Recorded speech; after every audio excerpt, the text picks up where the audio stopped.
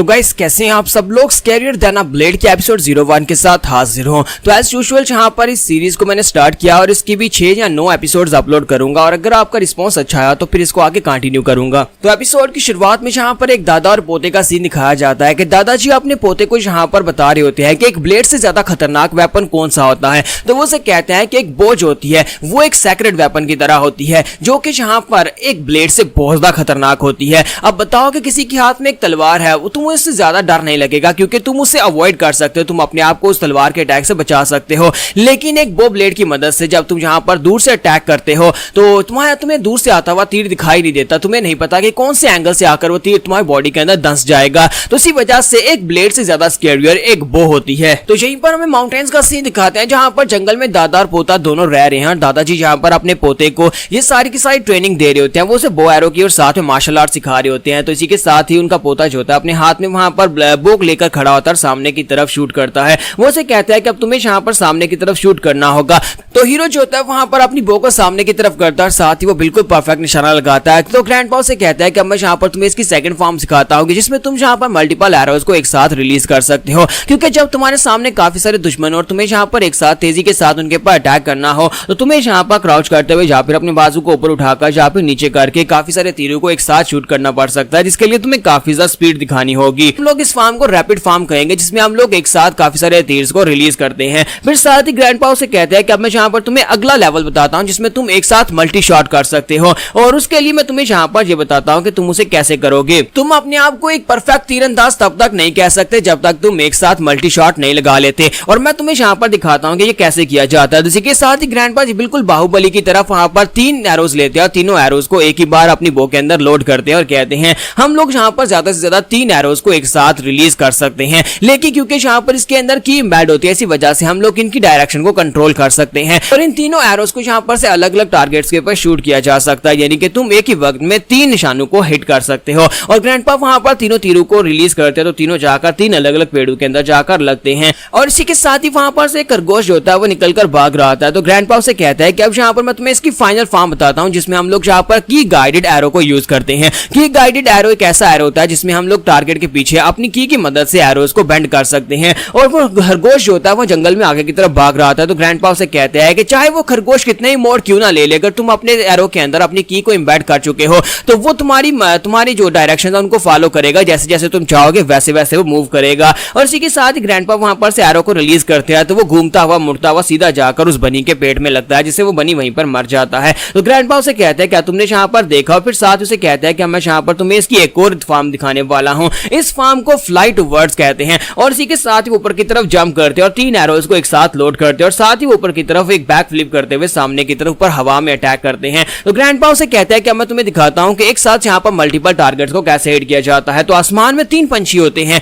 और वो ऊपर की तरफ जंप करते हुए तीनों एरोज को एक साथ लोड करके ऊपर की तरफ शूट करते हैं। तीनों पंछी जो होते हैं वो तीनों पंछी तीरों के साथ हिट होते हैं और तीनों ही वहां पर ग्राउंड के ऊपर गिर जाते हैं। ग्रैंडपा से कहता है कि मैं इस फार्म को हेड हंटर कहता हूं जिसमें हम लोग यहाँ पर बाकी के सभी मूव्स को कंबाइन करते हैं, यहाँ पर मल्टीपल एरोज को लोड करते हैं और साथ ही उसके अंदर की पावर को भी यूज करते हैं। ग्रैंडपा जो होते हैं अपने पोते को यहाँ पर सारी की सारी ट्रेनिंग दे रहे होते हैं ताकि वो उसे एक अच्छा तीर अंदाज और एक अच्छा मार्शल आर्टिस्ट बना सके। तो इसी के साथ ही ग्रैंडपा को दिखाता है कि वो बड़े आराम से अपने पालने में सो रहे होते हैं और इसी के साथ ही जब वो सो रहे होते हैं तो उनका पोता भागता वहां पर आता और कहता है ग्रैंडफादर मैंने कर लिया। तो वो उसे कहता है कि बच्चे तुमने क्या कर लिया। तो वो कहता है ग्रैंडपा मैंने यहाँ पर हवा के विपरीत अपने तीर को चलाना सीख लिया है। तो ग्रैंडपा से कहता है क्या बस यहाँ पर इस छोटी सी बात के लिए तुमने मेरी मेडिटेशन को खराब किया, मैं यहाँ पर बड़े आराम से लेट कर ध्यान दे रहा था। तो हमारा हीरो जो होता है वहां पर उनकी बात सुनने के बाद कहता है ग्रैंडपा आप कब यहाँ पर ध्यान दे रहे थे, मुझे तो ऐसा बिल्कुल भी नहीं लगता कि आप यहाँ पर मेडिटेट कर रहे थे, मैंने देखा कि आपकी लार टपक रही थी, इसका मतलब है कि आप आराम से सो रहे थे।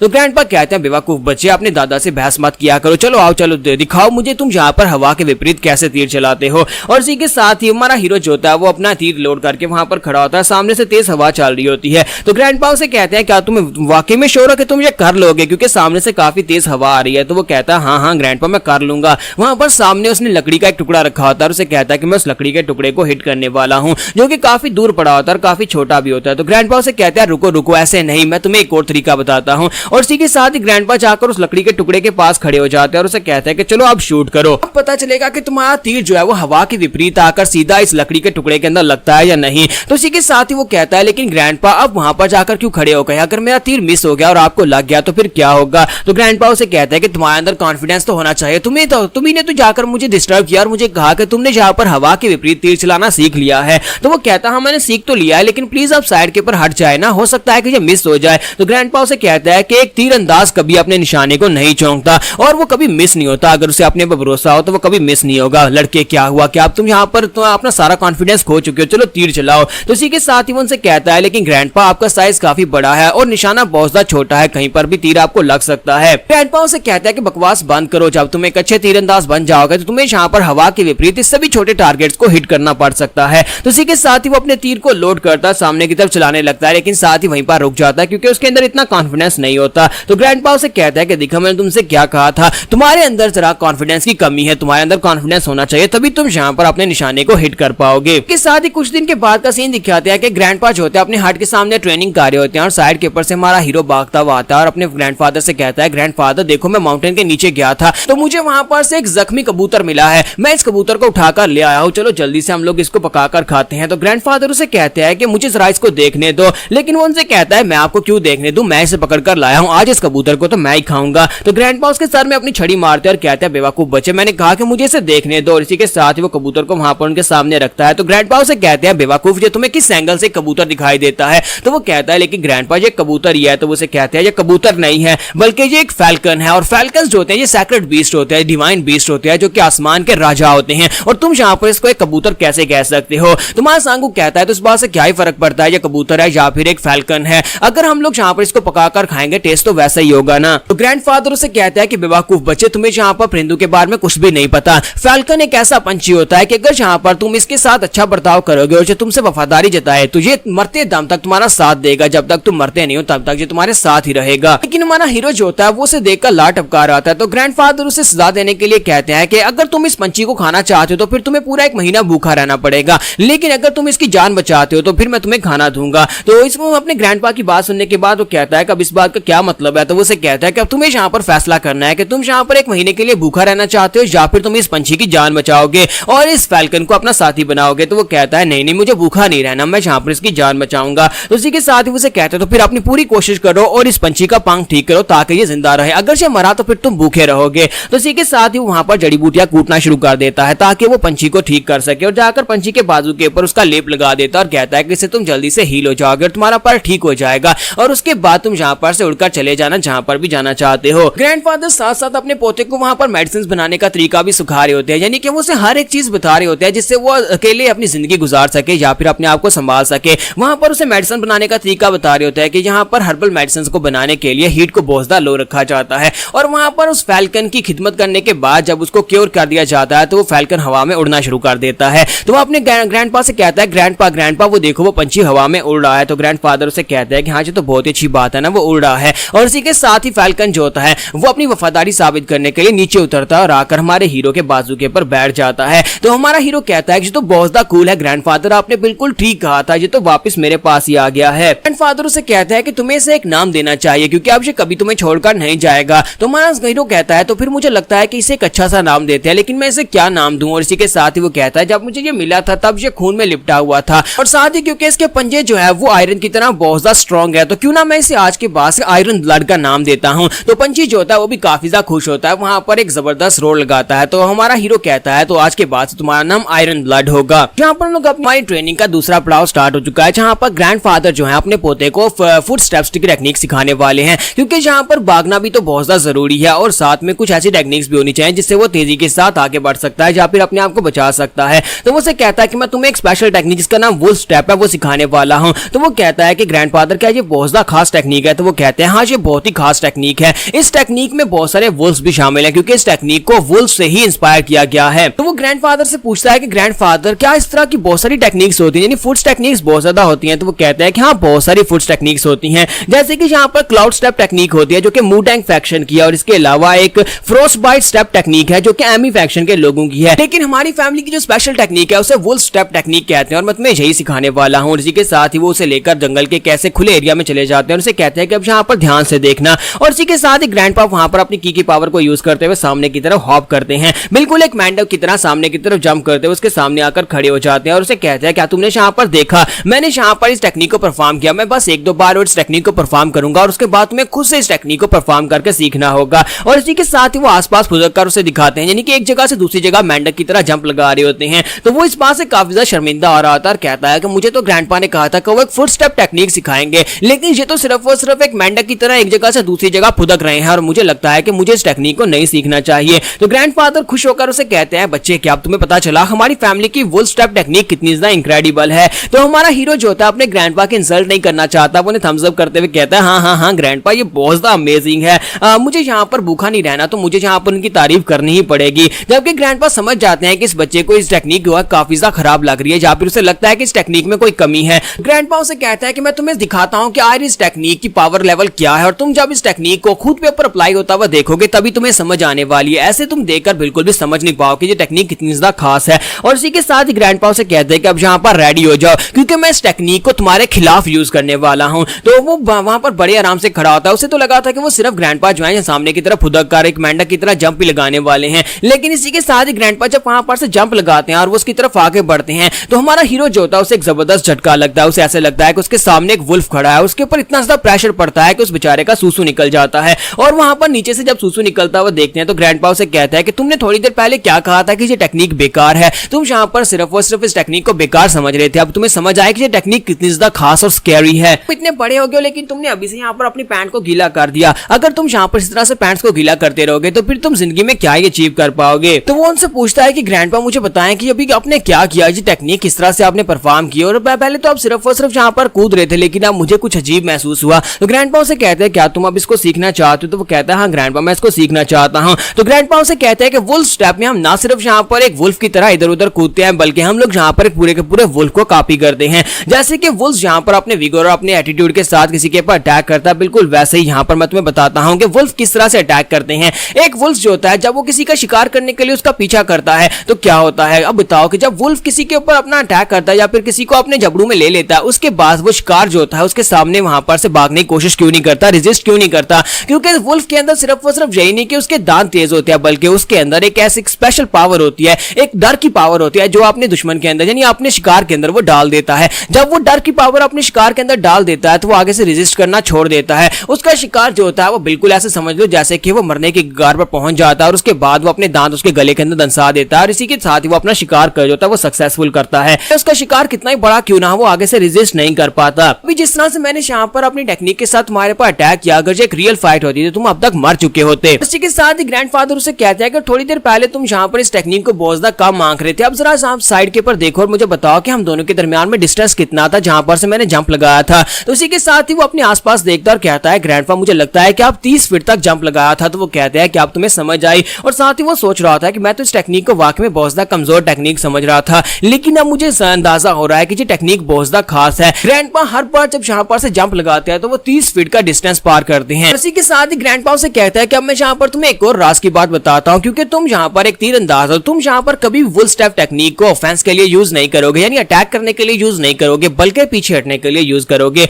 तो वो कहता है कि लेकिन ऐसा क्यों। तो ग्रैंडपा उसे कहता है कि ये एक मूवमेंट टेक्निक है और मूवमेंट टेक्निक जो होती है वो ऑफेंसिव टाइप की नहीं होती। तो ग्रैंडसन उनसे कहता है तो इसका मतलब यह है कि मैं इस टेक्निक को भागने के लिए यूज कर सकता हूं। तो ग्रैंडफादर कहता है बेवकूफ बच्चे, तुम इस टेक्निक को भागने के लिए यूज नहीं करोगे, बताओ कि तुम कौन सा वेपन यूज करते हो। तो वो कहता है मैं एक बो को यूज करता हूं। तो ग्रैंडपा उसे कहता है तो बताओ कि एक बो को लेकर तुम करोगे क्या, अगर तुम मूवमेंट टेक्निक को यूज करते हुए अपनी बो के साथ एक अपने दुश्मन के करीब पहुंच भी जाते हो तो क्या करोगे, क्या अपनी बो की मदद से किसी को काट डालोगे या फिर अपनी बो को उसके सर में मारकर उसको बेहोश करोगे। तुम्हारे पास बो है और तुम सिर्फ और सिर्फ लॉन्ग रेंज अटैक्स ही कर सकते हो। इसी वजह से जब भी कभी तुम्हारा दुश्मन से सामना होता है और तुम उसके करीब चले जाते हो तो तुम अचानक से अपनी इस टेक्निक वुल स्टेप टेक्निक को यूज करते हुए जंप करके 30 फीट पीछे चले जाओगे और वहां पर से जाकर अपने एरो को लोड करके उसके ऊपर निशाना लगाओगे। क्या तुम्हें समझ आ रही है मैं तुमसे क्या कह रहा हूं। एक बो एरो को यूज करने का मतलब यह है कि तुम्हें हमेशा अपने दुश्मन से डिस्टेंस रखना ही होगा। इस टेक्निक को यूज करते हुए तुम्हें पहले अपने दुश्मन का पीछा करना होगा और साथ ही तुम अपनी वुल्फ टेक्निक को रिलीज करोगे जो तुम्हारा दुश्मन बहुत ज्यादा डर जाएगा और उसके अंदर रेजिस्ट करने की भावना खत्म हो जाएगी। फिर तुम जंप करते हुए पीछे हटोगे और साथ ही अपने एरो को यूज करते हुए उसके ऊपर अटैक करके उसको मार डालोगे।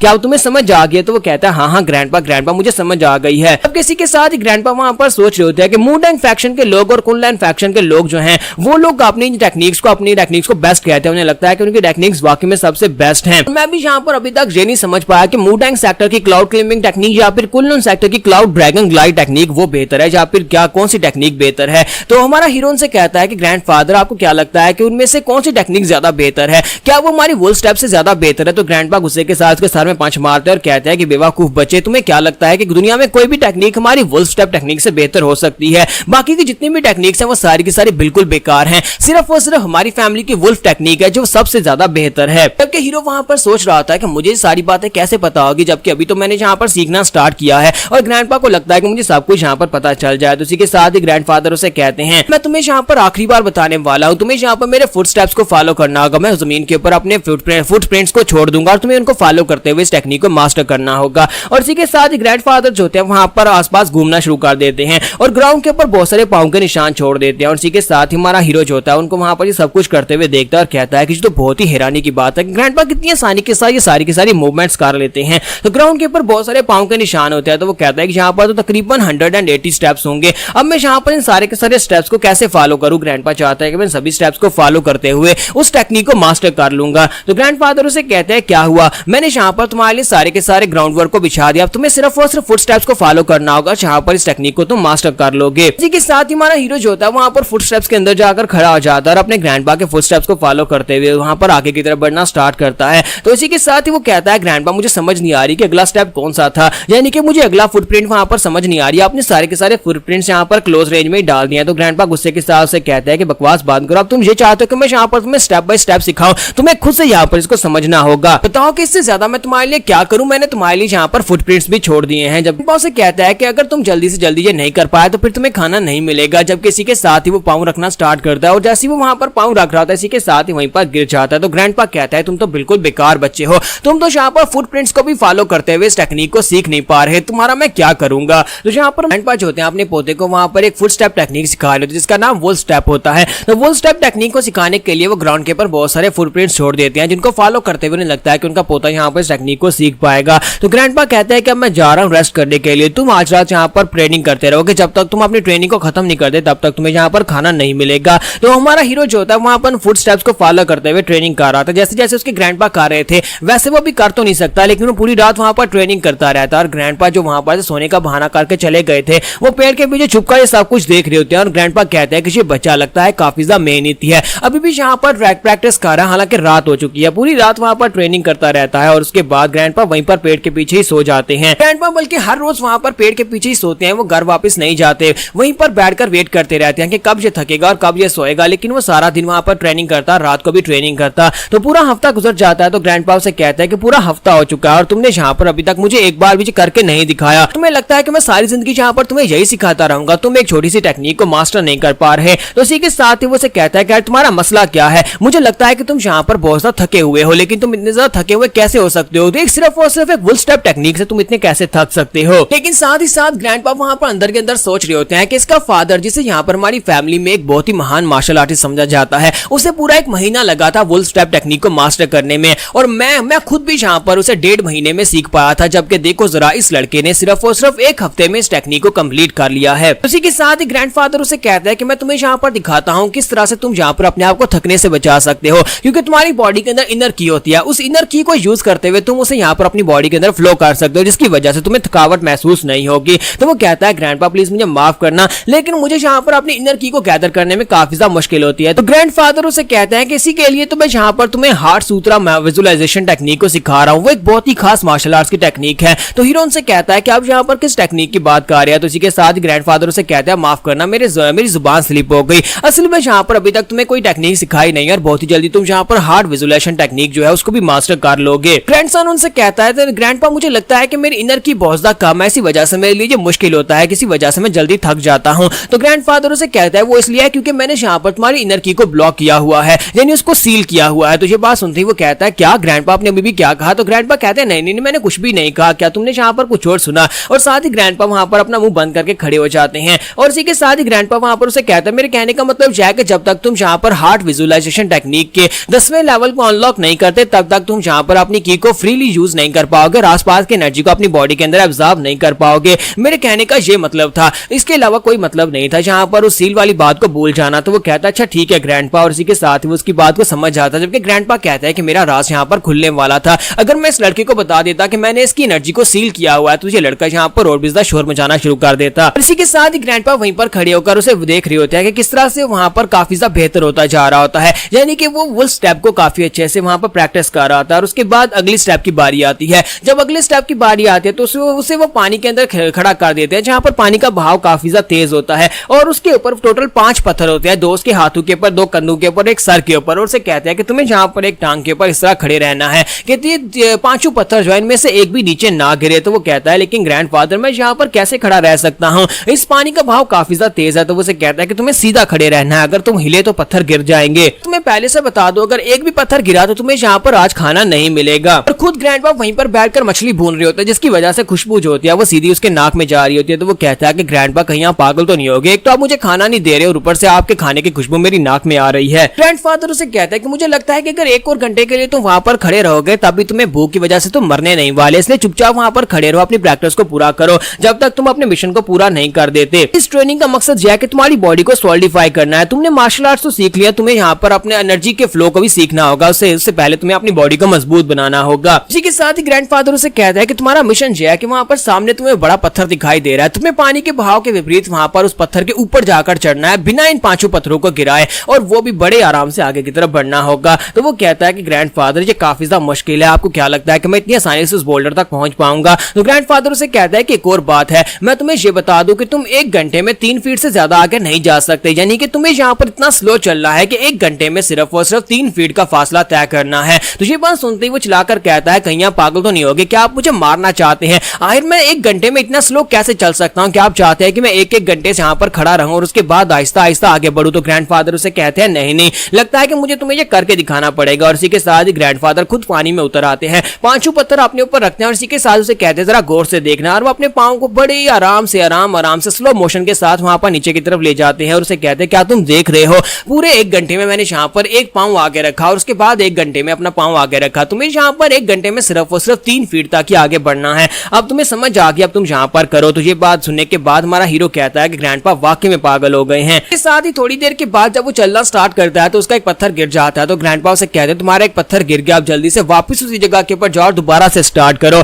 और वो वापस उसी जगह पर जाता है, वहां पर से दोबारा स्टार्ट करता है और ग्रैंडपा को गालियां भी दे रहा होता है कि ग्रैंडपा आप यहाँ पर ये सब कुछ कर क्यों रहे हैं? यहाँ पर पानी का बहाव इतना तेज है कि मैं अपना पांव उठाता हूँ तो फिर मैं गिरने वाला हो जाता हूँ और ऊपर से एक पत्थर गिर जाता है। तो ग्रैंडपा उसे कहता है कि तुम इसी तरह से यहाँ पर कामयाब हो ही जाओगे और जब तुम यहाँ पर कामयाब होगे तभी तुम्हें खाना मिलेगा। तो उसके बाद हमारा हीरो सीरियसली वहां पर पत्थर अपने ऊपर रखता है और फिर से आगे की तरफ बढ़ना स्टार्ट करता है। सुबह से शाम हो जाती है क्योंकि उसे 1 घंटे में सिर्फ और सिर्फ 3 फीट ही आगे बढ़ना है, तो बड़े आराम से आगे की तरफ बढ़ता जाता है और रात हो जाती है, चांद निकल आता है जहां तक कि वो बोल्डर के करीब पहुंच जाता है और उसके बाद वहां पर सुबह हो जाती है और सुबह के वक्त वो बोल्डर के ऊपर चढ़कर खड़ा हो जाता है, कहता है ग्रैंडफादर मैंने कर लिया, ग्रैंडपा आप कहां पर हो? तो इसी तरह वहां पर ट्रेनिंग करते करते सीजन जो होता है वो चेंज हो जाता है, बर्फ पड़ना शुरू हो जाती है और जब वहां पर बर्फ पड़ी होती है तो ग्रैंडपा उसे कहते हैं कि अब तुम्हें यहाँ पर अपने वुल्फ स्टेप को यूज करना होगा और इसी के साथ ही उसे कहता है कि मुझे दिखाओ कि तुम्हारा वुल्फ स्टेप कितना बेहतर हुआ है। तुम्हारा हीरो जो होता है पेड़ों के बीच में बड़ी तेजी के साथ हॉप करते हुए वुल्फ स्टेप को यूज करते हुए उनको दिखाता है,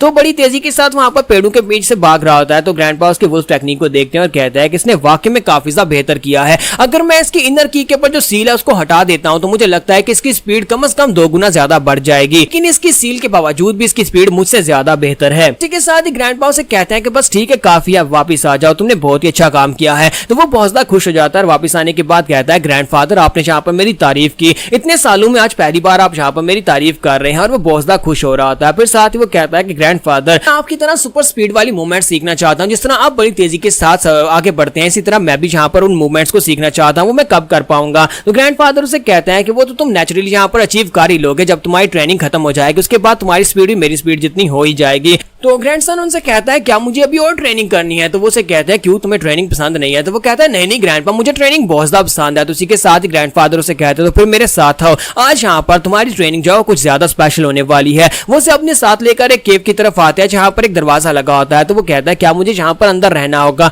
तो वो उसे कहता है कि हाँ तुम्हें वहां पर अंदर रहना है, और वहां पर अंदर दरवाजा खोलता है और उसे कहता है कि आप अंदर चले जाओ, और इसी के साथ ही वो उसे केव के अंदर छोड़ते हैं और उसे कहते हैं कि अब तुम्हें यहाँ पर इस बड़ी केव के अंदर प्रैक्टिस करनी है। तो हीरो उनसे कहता कहता है लेकिन जहां पर मुझे कब तक प्रैक्टिस करनी है, तो ग्रैंडफादर उसे कहते हैं कि तब तक प्रैक्टिस करनी है जब तक तुम जहां पर जिंदा रहना सीख नहीं लेते। अपने कपड़े मैं धोकर दूंगा, खाने का बंदोबस्त मैं करके दूंगा, तुम्हें खाना भी जहां पर केव के अंदर ही मिल जाएगा, तुम्हें बस इस केव के अंदर रहकर ट्रेनिंग करनी है। तो वो कहता है क्या वाकई में इसका मतलब यह है कि ये कोई आसान सी ट्रेनिंग होने वाली है, यानी कि मुझे यहाँ पर कोई भी मुश्किल काम नहीं करना पड़ेगा। और इसी के साथ उसे वहां पर पीछे से ग्राउल की आवाज आती है, तो वहां पर अंदर एक वुल्फ बंधा होता है, तो उसके साथ केव के अंदर उन्होंने एक वुल्फ को बांध दिया होता है। और इसी के साथ वो कहता है ग्रैंडपा यहाँ पर एक वुल्फ क्या कर रहा है, तो इसी के साथ ग्रैंडपा उसे कहता है कि ये तुम्हारी ट्रेनिंग का हिस्सा है, तुम्हें इसी वुल्फ के साथ इस केव के अंदर रहना होगा। तो वो कहता है लेकिन ग्रैंडपा मैं जहां पर अकेले भी ट्रेनिंग कर सकता हूं, वुल्फ की क्या जरूरत है। और इसी के साथ ही ग्रैंडपा बाहर जा चुके होते हैं, दरवाजा बंद कर रहे होते हैं और कहते हैं तुम यहाँ पर इस वुल्फ के साथ अकेले रहने वाले हो, तुम्हें खाना और पानी इसी केव के अंदर मिलेगा, तुम्हें इस वुल्फ से बचना होगा। कि मैंने तुम्हें यहाँ पर वुल्फ स्टेप टेक्निक सिखाई थी, उस वुल्फ स्टेप टेक्निक को यूज करो और अपने आप को इस वुल्फ से बचाओ। हालांकि वुल्फ बहुत ज्यादा स्कैरी है,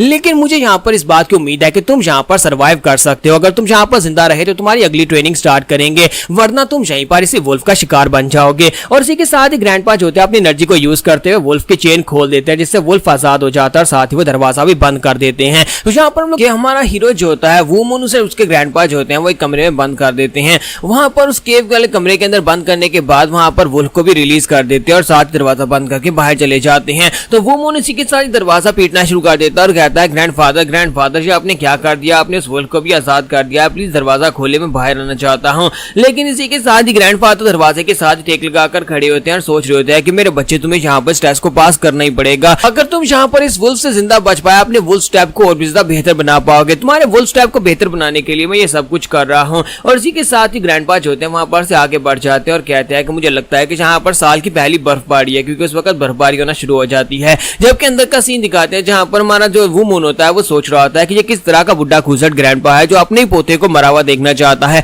उसने अपने पोते को एक वुल्फ के साथ यहाँ पर बंद कर दिया। मैं यहाँ पर क्या करूं, मुझे पहले शक होना चाहिए था कि ग्रैंडपा यहाँ पर मुझे ट्रेनिंग नहीं दे रहे बल्कि मुझे मरने के लिए तैयार कर रहे हैं। फिर साथ ही वो कहता है कि मुझे अजीब सी स्कैरी फीलिंग कहां से आ रही है। तो इसी के साथ ही पीछे की तरफ घूमकर देखता है तो वुल्फ जो होता है वो उसके सामने आकर खड़ा हो चुका होता है, यानी कि उसके ऊपर अटैक करने के लिए बिल्कुल रेडी होता है। तो हमारा वुमन कहता है कि ये क्या हुआ, ये तो यहाँ पर मेरे सामने आकर खड़ा हो गया है, ये मेरे इतने ज्यादा क्लोज कब हो गया, मुझे तो यहाँ पर इसकी आहट भी महसूस नहीं हुई। और जब ये मेरे करीब पहुंच चुका है, मेरे पर अटैक करने वाला, तब यहाँ पर मुझे महसूस हो रहा है। तो वुमन चलाकर कहता है कि बुढ़े खूसट गएंगे, दरवाजा खोल दो, दरवाजा खोल दो प्लीज, यहाँ पर मैं तुम्हारी सारी बातें मानूंगा। क्या तुम यहाँ पर वाकई में अपने इकलौते पोते को, अपने वुल्फ को खिलाना चाहते हो? मैं तुम्हारा इकलौता पोता हूँ और तुम यहाँ पर मुझे वुल्फ को खिला दोगे, मैं यहाँ पर मर जाऊंगा। इसी के साथ ही वो कहता है कि मेरे पास यहाँ पर कोई वेपन भी नहीं है, मेरे पास मेरी स्टील बो होती तो मैं यहाँ पर अभी तक इस वुल्फ को मार चुका होता।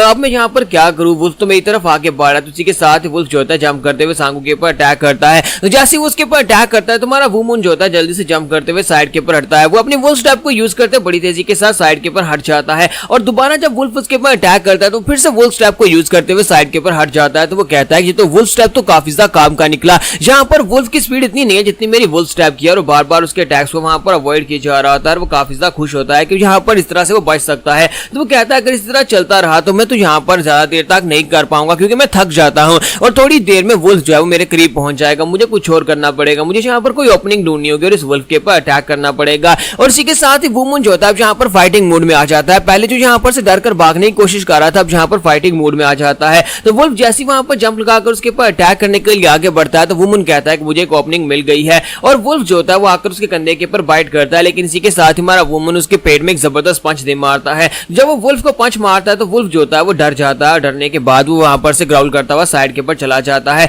तो वुमन काफी ज्यादा खुश होता है और कहता है कमीने कहेंगे अब तुम्हें समझ आए कि तुम यहाँ पर मुझसे पंगा नहीं ले सकते, अब अगर दोबारा तुम मेरी तरफ आए तो फिर मैं तुम्हारे मुंह पर पंचेस मारूंगा, इतने पंचेस मारूंगा कि तुम यहीं पर मर जाओगे। तो वुल्फ जो होता है वो डर कर पीछे जाकर बैठ जाता है, क्योंकि अब यहाँ पर हमारे वुमन ने यहाँ पर उस वुल्फ के सामने ये बात साबित कर दिया कि वो उससे ज्यादा स्ट्रॉन्गर है। इसी वजह से वुल्फ जो है वो बार बार उसके ऊपर अटैक नहीं कर रहा, वो साइड के ऊपर जाकर बैठ जाता है। पूरा एक दिन गुजर जाता है और हमारा वुमन जो होता है वहीं पर बैठकर कल्टीवेट कर रहा था और साथ ही अपनी की पावर को भी वहां पर कंसंट्रेट कर रहा था, क्योंकि वहां पर अकेले बैठकर उसके पास करने को कुछ नहीं होता, तो सिर्फ वहां पर वो की पावर को ही मास्टर कर रहा था। वहीं पर खाने का टाइम हो जाता है तो ग्रैंडपा साइड के ऊपर से एक टाइल सरकाते हैं और उसके अंदर से वहां पर खाना अंदर की तरफ फेंकते हैं और कहते हैं कि तुम्हारा डिनर है, इसको एंजॉय करना। और जैसे वहां पर खाने को अंदर फेंकते हैं तो हमारा वुमन जब उस खाने को उठाने के लिए आगे बढ़ने लगता है तो वुल्फ बड़ी तेजी के साथ उसके ऊपर लपकता है और उस खाने को उठाकर साइड के ऊपर ले जाता है और साथ ही उसके अंदर से मीट निकालकर खाना शुरू कर देता है। तुम्हारा वुमन कहता है कि इस कमीने को देखो जरा, इसने यहाँ पर मेरा खाना छीन लिया और जो अकेले इस खाने को अब खाने वाला है। और इसी के साथ ही क्योंकि वुल्फ भी कल से ही भूखा है, जिस तरह हमारा वुमन कल से भूखा है, तो वो खाना लेकर साइड के ऊपर चला जाता है, वहां पर जाकर खाना शुरू कर देता है।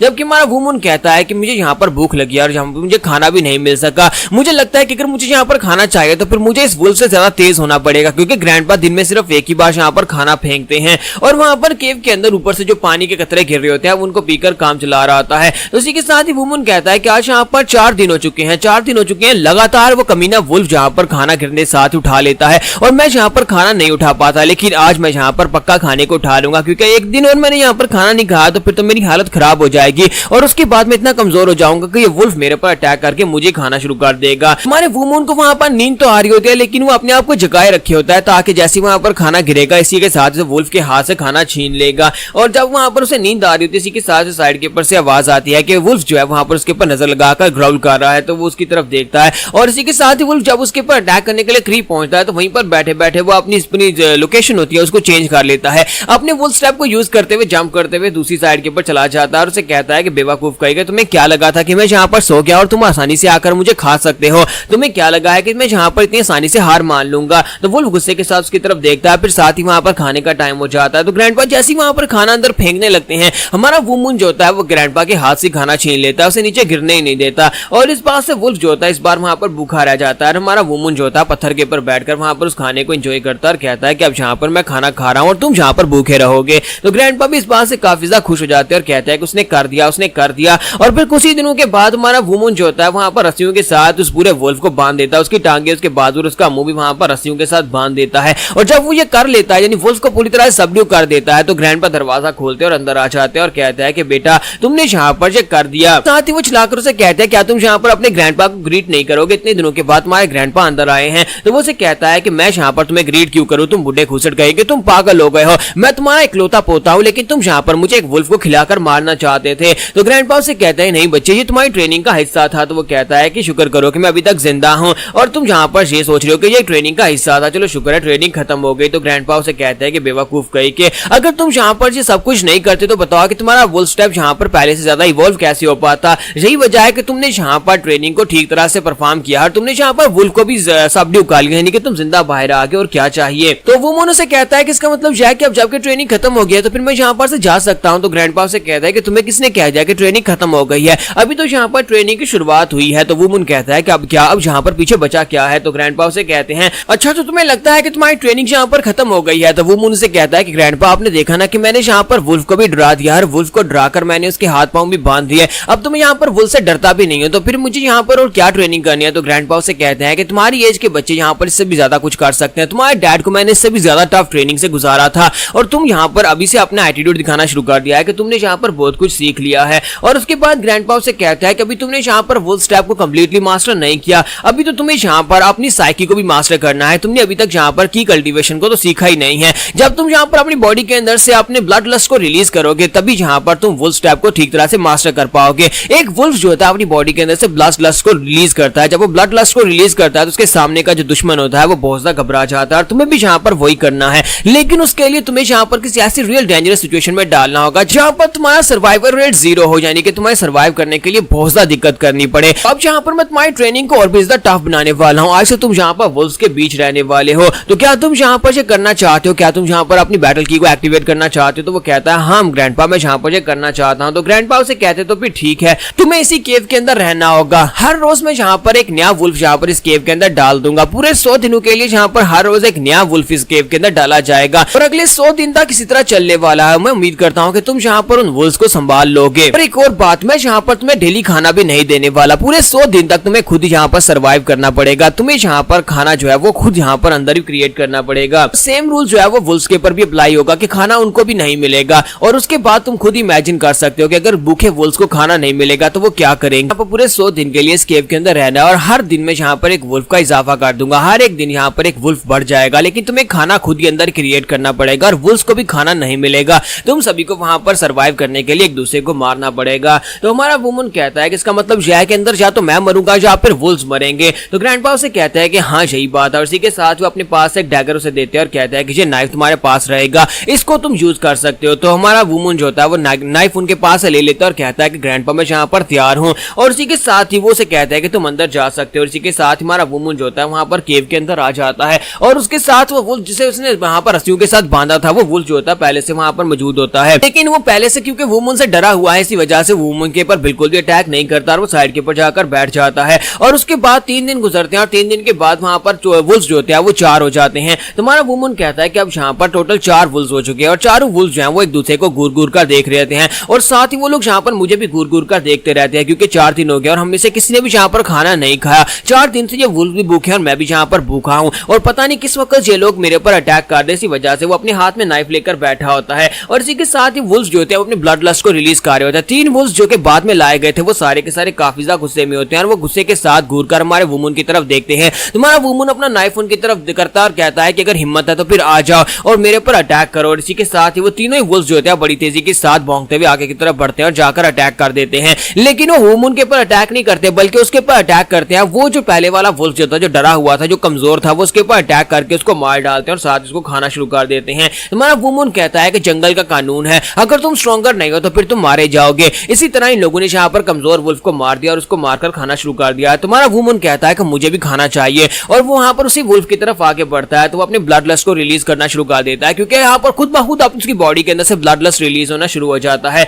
जब उसकी बॉडी से ब्लड लस्ट रिलीज होता है तो वो कहता है कि ग्रैंडपा ने मुझे मेरे ख्याल में इसी के बारे में कहा था, लगता है कि यही वो बैटल की, यही वो ब्लड लस्ट है जिसके बारे में ग्रैंडपा बात कर रहे थे। और वो बड़ी तेजी के साथ वुल्फ की तरफ आगे बढ़ता है तो एक वुल्फ जो होता है उसके ऊपर जंप करते हुए अटैक करता है, लेकिन हमारा वुमन जो होता है उसको अवॉइड करते हुए अपना बाजू उसके सामने करता है जिसकी वजह से उसके बाजू के ऊपर वो बाइट लगाता है। तो वुमन इसी के साथ अपने नाइफ के साथ उसके ऊपर अटैक करता है जिससे वो जंप करते पीछे की तरफ हट जाता है। अब वुमन वहां पर उन तीनों वुल्फ्स के बीच में अकेला खड़ा होता है और तीनों वुल्फ्स में से एक जंप करते हुए उसके ऊपर अटैक कर देता है। वुमन कहता है कि वुल्फ्स की स्पीड तो काफी ज्यादा है लेकिन क्योंकि इन लोगों ने 3 दिन से खाना नहीं खाया इसी वजह से काफी कमजोर हो चुके हैं और इसी के साथ ही वो अपना नाइफ जो होता है एक वुल्फ की गर्दन में दंसा देता है जो उसके ऊपर जंप कर रहा था और इसी के साथ से वहां पर नीचे गिराता है और अपनी नाइफ वहां पर उसकी गर्दन के अंदर पूरी तरह से दंसाकर उसको वहीं पर मार डालता है। और बाकी के वुल्फ से कहता है क्या तुम लोग भी यहाँ पर मरना चाहते हो तो फिर आ जाओ, लेकिन बाकी के दोनों डर जाते हैं और डरने के बाद वो लोग पीछे की तरफ हट जाते हैं। और हमारा वुमन जो होता है उसे भी अब यहाँ पर खाना मिल चुका है तो वो अपने वाले वुल्फ की खाल उतारता है, उसे काटता है और उसके काटने के बाद उसका मांस निकालकर खाना शुरू करता है।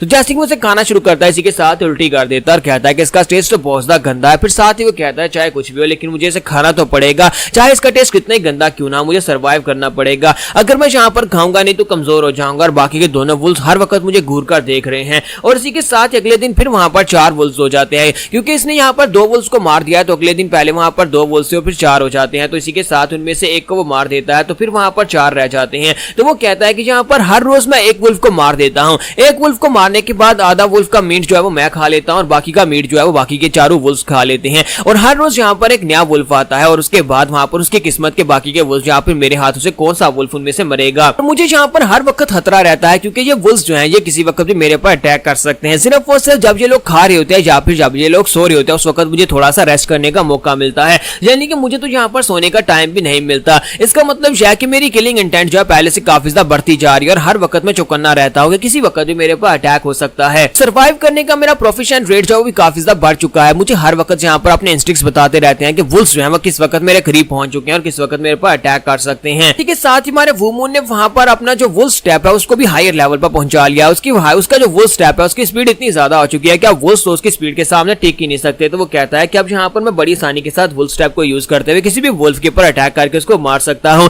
पहले मेरे लिए काफी ज्यादा मुश्किल था लेकिन अब मैं बड़ी आसानी के साथ बड़ी तेजी के साथ अटैक कर सकता हूँ। और उसके बाद जब वहां पर 100 दिन पूरे हो जाते हैं तो एंड के ऊपर 5 वुल्फ बचते हैं। तो हमारा वुमन कहता है कि अब यहाँ पर सिर्फ और सिर्फ 5 ही वुल्फ बचे हैं, मेरे साथ ये 5 भी यहाँ पर सर्वाइव कर पाए हैं, बाकी कमजोर वुल्फ जो थे वो मारे गए और उसके बाद ये 5 वुल्फ एंड तक बच पाए हैं। और साथ ही वहां पर ऊपर जो पत्थर के ऊपर खड़ा था वो कहता है ये स्कार्स वाला जो है ये इनका लीडर बन चुका है। जब से ये यहाँ पर आया है तब से इन सभी लोगों का लीडर बन चुका है क्योंकि ये बाकी सभी लोगों से ज्यादा स्ट्रॉन्गर है और इसे खाने को भी ज्यादा मिलता है क्योंकि ये बाकी सभी लोगों के ऊपर राज कर रहा है। और ऊपर से इसकी स्पीड भी काफी ज्यादा फास्ट है। इसके पंजे के साथ अगर हिट हुआ तो इसका पंजा काफी ज्यादा डेडली है। तो मुझे यहाँ पर इसके अटैक से बचना होगा क्योंकि जब भी ये अटैक करने का कहता है तो पहले अपने हेंचमैन्स को आके भेजता है, यानी कि बाकी के वुल्फ्स को ऑर्डर करता है और इसी के साथ ही वो ऑर्डर देता है तो चारों वुल्फ्स उसके ऊपर अटैक करने के लिए आगे बढ़ते हैं। तुम्हारा वुमन अपने नाइफ के साथ उन वुल्फ्स के ऊपर अटैक करते हुए आगे की तरफ बढ़ता है। तो इसी के साथ ही वहां पर वो खुद भी उसके ऊपर अटैक करता है। तो जब वो स्कार वाला उसके ऊपर अटैक करता है तो हमारा वुमन जो होता है वहां पर नीचे की तरफ गिर जाता है, लेकिन नीचे गिरने के साथ ही वो अपना नाइफ जो होता है वो वुल्फ की गर्दन के अंदर दंसा देता है। क्योंकि वो लीडर वुल्फ जो होता है वो काफी ज्यादा तेज होता है तो पीछे की तरफ फट जाता है और इसी के साथ एक वुल्फ आकर उसकी टांग के ऊपर बाइट कर लेता है। तो हमारा वुमन जो होता है उस वुल्फ को भी वहां पर अपने नाइफ के साथ उसके सर में हिट हिट करता है और उस वुल्फ को वहीं पर मार डालता है।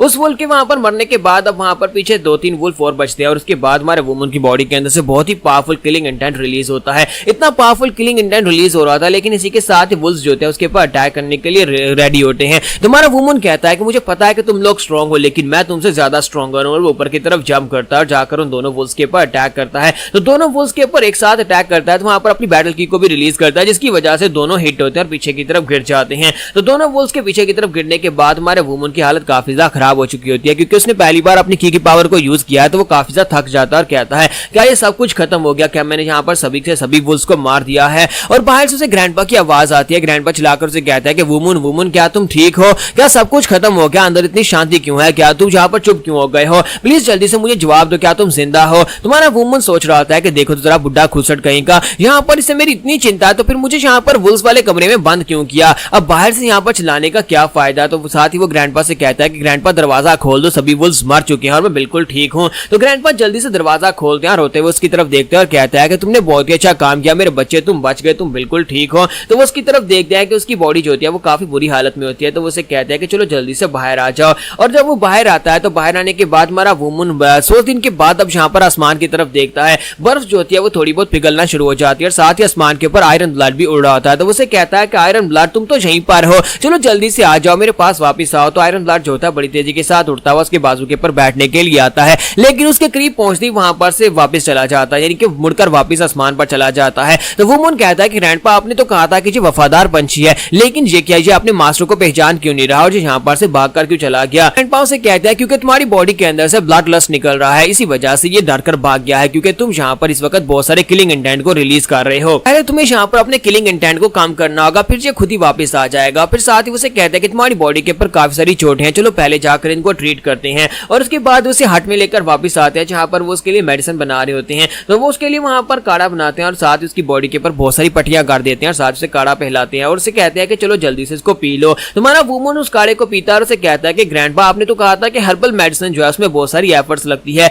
लेकिन आपकी मेडिसिन जो है वो बिल्कुल भी अच्छी नहीं है, लगता है कि आपने इसमें एफर्ट्स नहीं डाली हैं। ग्रैंडपा उसे कहते हैं कि बेवकूफ बच्चे, मैंने यहाँ पर प्यार से तुम्हारे लिए काढ़ा बनाया और ऊपर से तुम यहाँ पर कह रहे हो कि मैंने इसमें मेहनत नहीं की। और साथ ही उसे पंच मारने की कोशिश करता है, लेकिन हमारे वुमन की स्पीड इतनी हो चुकी होती है कि ग्रैंडपा के पंच को बड़ी तेजी के साथ बड़ी आसानी के साथ अवॉइड कर लेता है। तो यहाँ पर वुमन जो होता है वो अपने टेस्ट को पास कर लेता है। 100 दिन उस केव के अंदर वुल्फ्स के साथ सर्वाइव करने के बाद जब वो बाहर आता है तो ग्रैंडपा जो होता है उसके लिए काढ़ा बनाते हैं और उसे काढ़ा दे रहे होते हैं और साथ उसे वहां पर अब उसकी ब्लड लस्ट को कंट्रोल करने का तरीका बताने वाले हैं। तो ग्रैंडपा उसे कहता है कि मुझे लगता है कि केव के अंदर तुमने सिर्फ और सिर्फ बदतमीजी सीखी है कि अब तुम यहाँ पर अपने ग्रैंडपा का पंच भी नहीं खाओगे। के साथ ही वुमन अपने ग्रैंडपा से कहता है कि ग्रैंडपा इन सारी फालतू बातों को छोड़े और मुझे ये बताएं कि मैं इस ब्लड लस्ट को कैसे अपनी बॉडी से निकालूं, ये किलिंग इंटेंट जो मेरी बॉडी से निकल रहा है, क्योंकि आयरन ब्लड भी यहाँ पर मेरे करीब नहीं आ रहा, मुझे लगता है कि मुझे जल्दी से अपनी बॉडी से निकाल कर फेंकना होगा। तो ग्रैंडपा से कहते हैं बेवकूफ बच्चे, लोगों को सारी जिंदगी लग जाती है इस तरह के ब्लड लस्ट को हासिल करने में और तुम कह रहे हो कि तुम इसे निकाल कर फेंकना चाहते हो। बेवकूफ बच्चे, तुम्हें इसे निकाल कर फेंकना नहीं है बल्कि तुम्हें इसे अपनी बॉडी के अंदर स्टोर करना है। इसके साथ ही ग्रैंडपा जो होते हैं बड़ी तेजी के साथ वहां पर सरप्राइज अटैक करते हैं। वो वुल्फ टाइप को यूज करते हुए उसके सामने आकर खड़े हो जाते हैं,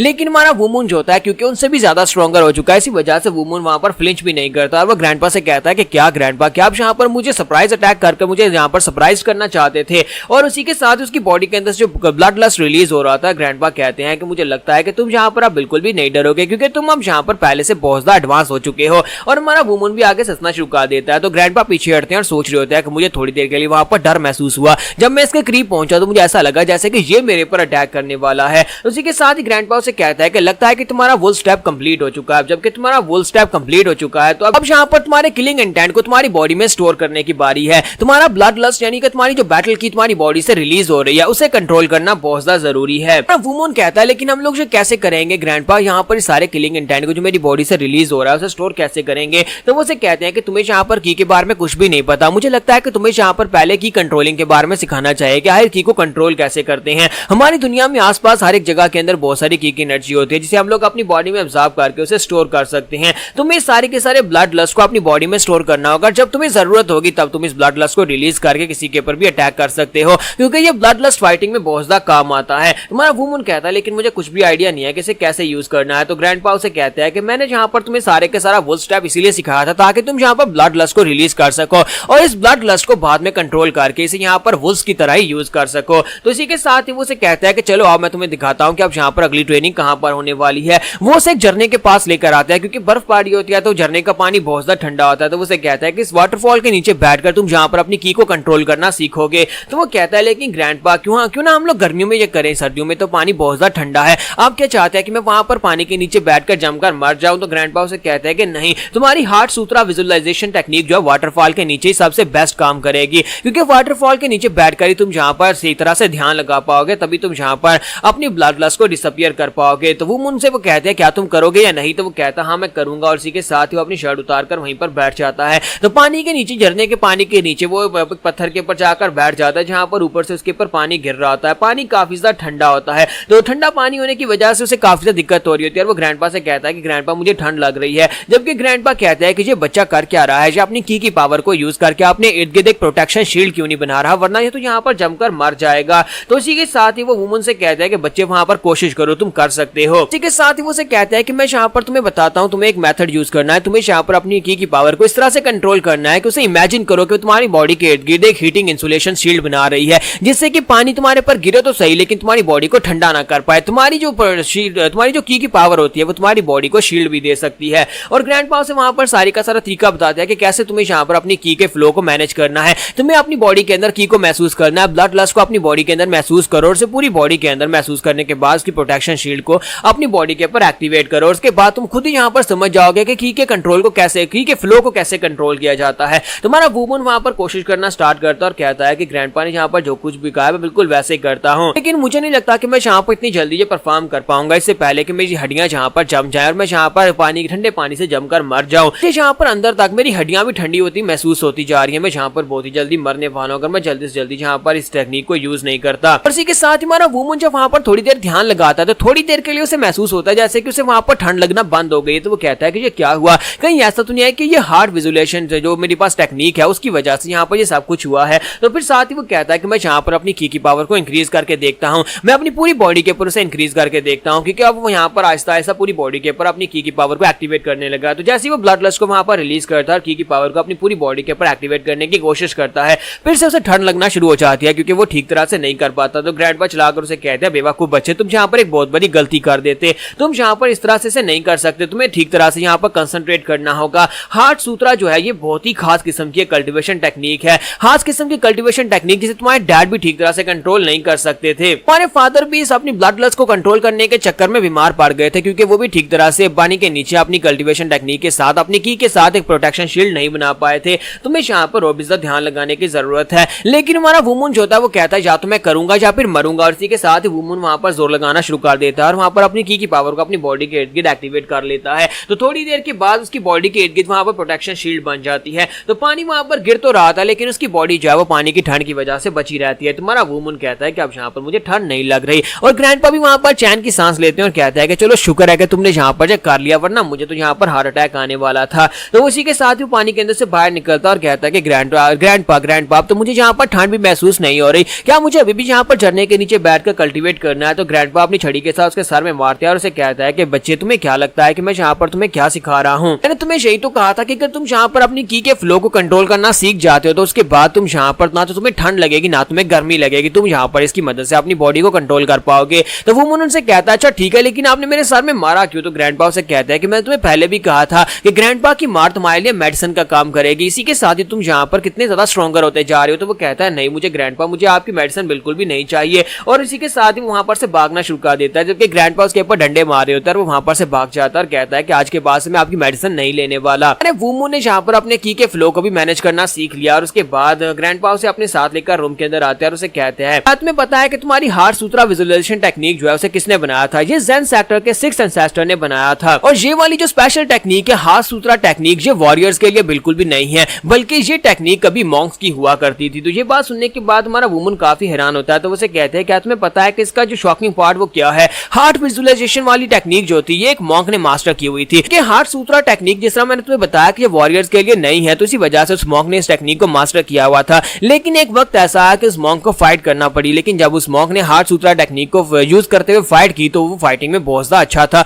यानी कि उसकी फाइटिंग टेक्निक जो थी बाकी के सभी फाइटिंग टेक्निक से बहुत ज्यादा बेहतर निकली, और सभी लोग इस बात से बहुत ज्यादा हैरान हो गए। हमारा वुमन कहता है लेकिन ग्रैंडपा आपने कहा कि ये टेक्निक जो है वॉरियर्स के लिए नहीं है, तो फिर वो मॉन्क जो है वो सारी जिंदगी जहां पर इस टेक्निक को मास्टर करने के बाद इतना पावरफुल कैसे हो गया और उसकी जो बैटल स्पिरिट थी बाकी सभी लोग से ज्यादा पावरफुल कैसे हुई। ग्रैंडपा से कहते हैं कि असल में ये टेक्निक जो है ये वॉरियर्स के लिए है, लेकिन वॉरियर्स इस बात को समझ नहीं पाते क्योंकि इस टेक्निक को मास्टर करने के लिए आपके दिल और दिमाग का शांत होना बहुत ज्यादा जरूरी है। इसी वजह से वॉरियर्स इसको मास्टर नहीं कर पाते क्योंकि वॉरियर्स को पावर चाहिए होती है और पावर की लालच में वो अपने दिमाग और अपने दिल को शांत नहीं रख पाते। इसी वजह से कोई भी इस हार्ड सुथरा टेक्निक को मास्टर नहीं कर पाता, लेकिन मॉन्क्स के लिए बिल्कुल परफेक्ट होता है क्योंकि मॉन्क्स जो होते हैं वो दुनिया से उनका कोई ताल्लुक नहीं होता और हमेशा अपने दिलो दिमाग को शांत रखते हैं। इसी वजह से मॉन्क्स हार्ड सुथरा टेक्निक के लिए बिल्कुल परफेक्ट हैं। तुम एक छोटे बच्चे थे, मैंने 5 साल की उम्र से तुम्हें यहाँ पर हाथ सुथरा विजुअलाइजेशन टेक्निक को मास्टर करना सिखाया। इसीलिए सिखाया क्योंकि उस वक्त तुम्हारे अंदर पावर को हासिल करने की भूख नहीं थी, उस वक्त तुम्हारा दिल और दिमाग बिल्कुल शांत था, तुम्हारे अंदर यहाँ पर ऐसे कोई ख्याल नहीं था। इसी वजह से मैं तुम्हें जंगल में लेकर आया, जहाँ पर आकर तुम्हें ये टेक्निक सिखा रहा हूँ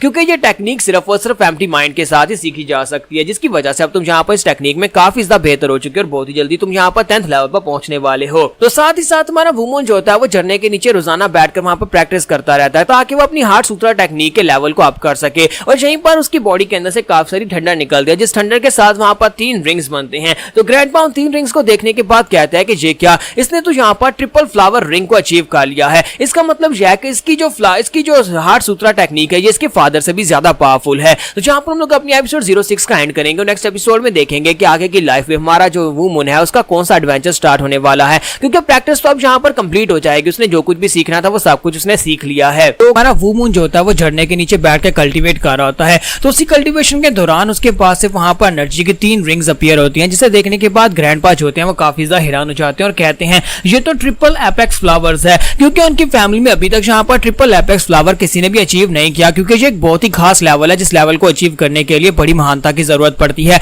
और आपका एक बहुत ही बड़ा जीनियस होना बहुत ज्यादा जरूरी है। तो उसके ग्रैंडफादर कहते हैं कि इसका मतलब यह है कि मेरा पोता सोमून एक बहुत ही बड़ा जीनियस है। इसी के साथ ही ग्रैंडपा कहते हैं अभी यहाँ पर क्या हो रहा है, क्योंकि उन्हें वहां पर से एनर्जी महसूस होती है, तो उसका मतलब यह है कि उसने वहां पर 5 की अवेकनिंग को भी अचीव कर लिया, यानी कि उसकी बॉडी के अंदर जितनी मेडियंस है उसने सारी की सारी को एक्टिवेट कर लिया और सारी की सारी के अंदर वो की पावर को एब्जॉर्ब भी कर सकता है और उसको स्टोर भी कर सकता है। तो ये देखने के बाद ग्रैंडपा और भी ज्यादा हैरान होते हैं और साथ ही रोना शुरू कर देते हैं और कहते हैं इस बच्चे ने तो यहाँ पर अपनी बॉडी के अंदर जितनी भी वेन्स थी उन सारी की सारी वेन्स को अनलॉक कर लिया है। मुझे तो यहाँ पर रोना आ रहा है कि हमारी फैमिली की लिनियज जो है वो बहुत ही तेजी के साथ अब आगे बढ़ेगी और हमारा नाम रोशन होगा, ये हमारी फैमिली का नाम बहुत ही आगे तक लेकर जाएगा। तो ग्रैंडपा वहां पर जोर जोर से रोना शुरू कर देते हैं और कहता है कि अब अगर मैं मर भी जाऊं तो मुझे इस बात का पछतावा नहीं रहेगा, क्योंकि हमारी फैमिली की लिनियज बिल्कुल सेफ है। तो उसके बाद ग्रैंडपा कहता है कि अब तुम्हारी ट्रेनिंग कंप्लीट हो चुकी है और उसे अपने साथ लेकर जा रहे होते हैं और साथ उसे कहते हैं तुम झरने के अंदर बैठकर की को थोड़ा सा अचीव कर लेते तो मैं तुम्हें यहाँ पर प्रॉपर ट्रेनिंग देने वाला था, लेकिन मुझे लगता है कि अब यहाँ पर मैं तुम्हें और ज्यादा ट्रेन नहीं कर सकता क्योंकि मेरे पास अब कुछ बचा नहीं है जो मैं तुम्हें सिखा सकूं। तो हमारा वुमन उनसे कहता है कि ग्रैंडपा क्या हुआ, क्या मैंने यहाँ पर कुछ गलत किया है? तो ग्रैंडपा उसे कहता है कि नहीं नहीं, तुमने यहाँ पर कुछ भी गलत नहीं किया, बात यह है कि अब मैं यहाँ पर तुम्हें कुछ भी नहीं सिखा सकता, क्योंकि मैं तुम्हें जो सिखा सकता था वो सब कुछ मैं तुम्हें सिखा चुका हूँ।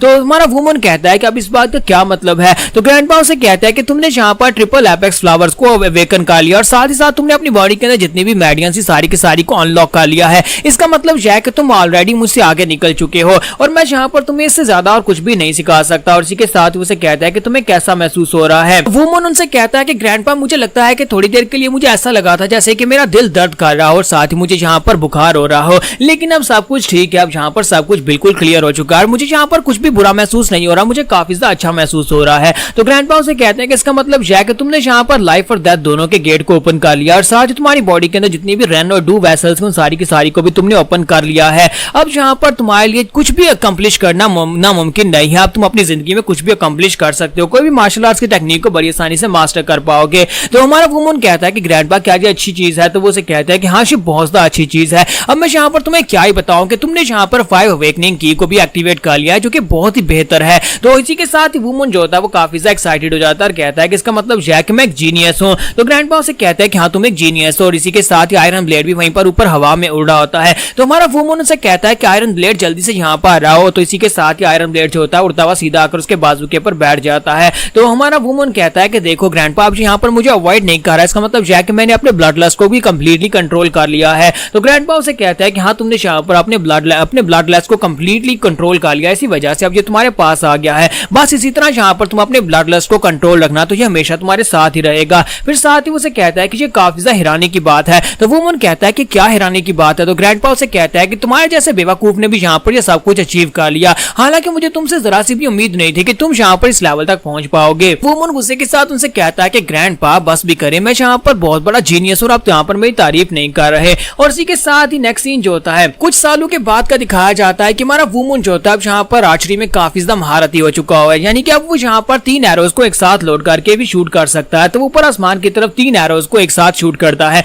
और आसमान में उड़ते हुए तकरीबन 6 पंछी होते हैं उनको एक साथ 3 एरोज के साथ शूट करता है। और उसके बाद वो यहाँ पर 3 एरोज को लोड करके पानी के अंदर मछलियां भी पकड़ता है, यानी कि अपने एरोज के अंदर वो इतना ज्यादा महारथी हो चुका है कि वो कहीं पर भी निशाना लगाएगा तो उसका निशाना पक्का लगेगा, वो निशाना नहीं चौंकता। तो वो वापिस अपने हट के अंदर आता है और ग्रैंडपा के सामने आकर बैठ जाता है। तो ग्रैंडपा उसे कहते हैं कि इसका मतलब यह है कि तुमने यहाँ पर सारी की सारी बेसिक्स को सीख लिया है। तो हमारा वुमन कहता है कि ग्रैंडपा मैंने यहाँ पर सारे के सारे आर्चरी के तरीके सीख लिया, मेरा निशाना कभी नहीं चूकता। और क्या आप कह रहे हैं कि मैंने यहाँ पर भी सिर्फ बेसिक्स को सीखा है, मैं तो यहाँ पर एक फर्स्ट क्लास का निशानेबाज बन चुका हूँ। तो ग्रैंडपा उसे कहता है कि बेवकूफी मत करो। तो इसी के साथ ही वो उनसे कहता है नहीं ग्रैंडपा, मैं तो यहाँ पर अपने वुल स्टेप को भी यूज करते हुए आसमान में भी शूट कर सकता हूँ और चलते हुए टारगेट के ऊपर भी शूट कर सकता हूँ, मेरा निशाना कभी नहीं चौंकता। और आप यहाँ पर मुझसे ये कह रहे हो कि मैं यहाँ पर अभी तक सिर्फ और सिर्फ बेसिक्स को ही सीखा हूँ, मैं एक महान तीरंदाज हूँ। तो उसके ग्रैंडपा उसमें सर में पंच मारते हैं और कहते हैं कि इसमें यहाँ पर इतना एटीट्यूड दिखाने की क्या जरूरत है, तुम्हें क्या लगता है कि तुम यहाँ पर एक आर्चर बन चुके हो तो तुम यहाँ पर शो ऑफ कर सकते हो। तो वो कहता है कि मैं शो ऑफ नहीं कर रहा, मैं सच कह रहा हूँ। तो ग्रैंडपा उसे कहता है कि मैं यहाँ पर तुम्हें बताता हूँ कि तुमने अभी तक यहाँ पर की गाइडेड एरो को नहीं सीखा, जब तक तुम की गाइडेड एरो को सीखते नहीं हो तब तक तुम यहाँ पर अपने आप को एक अच्छा तीरंदाज नहीं कह सकते। तो हमारा वुमन उनसे कहता है कि ग्रैंडपा मुझे लगता है कि सिर्फ तलवार ही यहाँ पर की मदद से कंट्रोल की जा सकती हैं, क्योंकि एरोज अगर यहाँ पर उनको अपनी एनर्जी से कंट्रोल करेंगे तो वो सांप की तरह ऐसे ऐसे तो करके नहीं जाएंगे। अब इसी वजह से मैं यहाँ पर की गाइडेड एरोज के ऊपर विश्वास नहीं रखता। क्या आपको लगता है कि की गाइडेड एरोज भी जरूरी होते हैं? तो ग्रैंडपा से कहते हैं कि तुम्हें ऐसा लगता है कि अगर हम लोग यहाँ पर अपनी की मदद से एरोज को कंट्रोल करेंगे तो बहुत ज्यादा अजीब लगेगा। अगर मैं यहाँ पर तुमसे ये बात कहूँ कि बिना एरोज के भी तुम यहाँ पर एरोज को शूट कर सकते हो तुम्हें कैसा लगेगा? तो हमारा वुमन हैरान होकर कहता है ग्रैंडपा सठिया गए हैं क्या, बिना एरोज के एरोज को शूट कैसे करेंगे? क्या आप यहाँ पर सिर्फ और सिर्फ बो के धागे को खींचकर उसे शूट करना चाहते हैं कि इसमें एरो नहीं है? अगर एरो ही नहीं है तो फिर वो यहाँ पर शूट कैसे होगा? तो ग्रैंडपा उसे कहता है कि मैं यहाँ पर तुम्हें अल्टीमेट पीक के बारे में बता रहा हूँ, अगर तुम यहाँ पर एक तीरंदाज बनना चाहते हो तो तुम्हें यहाँ पर बिना एरो के भी एरो को शूट करना आना चाहिए। मैं यहाँ पर की एरो की बात कर रहा हूँ जिसे तुम अपनी की मदद से एरो बना सकते हो और उसे यहाँ पर शूट कर सकते हो, वो भी एक खाली बो के अंदर से। तो वो उनसे कहता है कि ग्रैंडपा प्लीज यहाँ पर मुझे दिखाएं ये कैसे होता है। तो ग्रैंडपा उसे कहते हैं मैं ये नहीं कर सकता, मेरी लिमिट यहीं तक थी क्योंकि मैं यहाँ पर इतना ही कर सकता हूँ, मैं भी यहाँ पर इस टेक्निक को नहीं सीख पाया। लेकिन अगर तुम वाकई में इस टेक्निक को सीखना चाहते हो, बिना एरो के तुम यहाँ पर एरोज को शूट करना चाहते हो, तो उसके लिए तुम्हें अपने एंसेस्टर्स के पास जाना होगा। और वुमन जो होता है पहले तो अपने ग्रैंडपा की बात के ऊपर विश्वास नहीं कर रहा था क्योंकि उसे नहीं लगता कि यहाँ पर बिना एरो के एरो को शूट किया जा सकता है, वो भी सिर्फ एक बो की मदद से। तो ग्रैंडपा उसे कहता है कि बताओ कि तुम्हारी एज कितनी है? तो वो कहता है कि ग्रैंडपा इस वक्त मैं 17 साल का हूं। तो ग्रैंडपा उसे कहते हैं कि चलो ये अच्छी बात है कि तुम अभी तक यहाँ पर 17 साल के ही हो, तुम्हारे सीखने के लिए भी काफी टाइम बचा है, तुमने अभी तक वुल स्टेप को अच्छी तरह से मास्टर कर लिया, तो मल्टी शॉट भी यूज कर सकते हो और साथ ही तुमने यहाँ पर एपेक्स हंटी टेक्निक को भी मास्टर कर लिया है। मुझे लगता है कि अब तुम्हारे लिए सिर्फ और सिर्फ यही एक बचा है कि तुम अपनी आर्चरी को अल्टीमेट पीक पर पहुंचाओ, जिसके लिए तुम्हें वहां पर अपने एंसेस्टर्स की केव में जाना होगा और वहां पर से एक स्पेशल टेक्निक को पढ़ना होगा, उसे मास्टर करना होगा, तभी तुम यहाँ पर बिना किसी तीर के भी अपने तीर को शूट कर पाओगे। और इसी के साथ ही वो उसे डायरेक्शंस बताते हैं कि तुम्हें कहां पर जाना है। तुम्हारा वुमन जो होता है साथ ही साथ वहां पर उसे दिखाता है कि वो चलता हुआ उस केव की तरफ जा रहा होता है जो कि जंगल में काफी ज्यादा गहराई में होती है। तो ग्रैंडपा उसे कहते हैं कि तुम्हें वहां पर जाना होगा, वहां पर तुम्हें 2 टेक्निक्स मिलेंगी,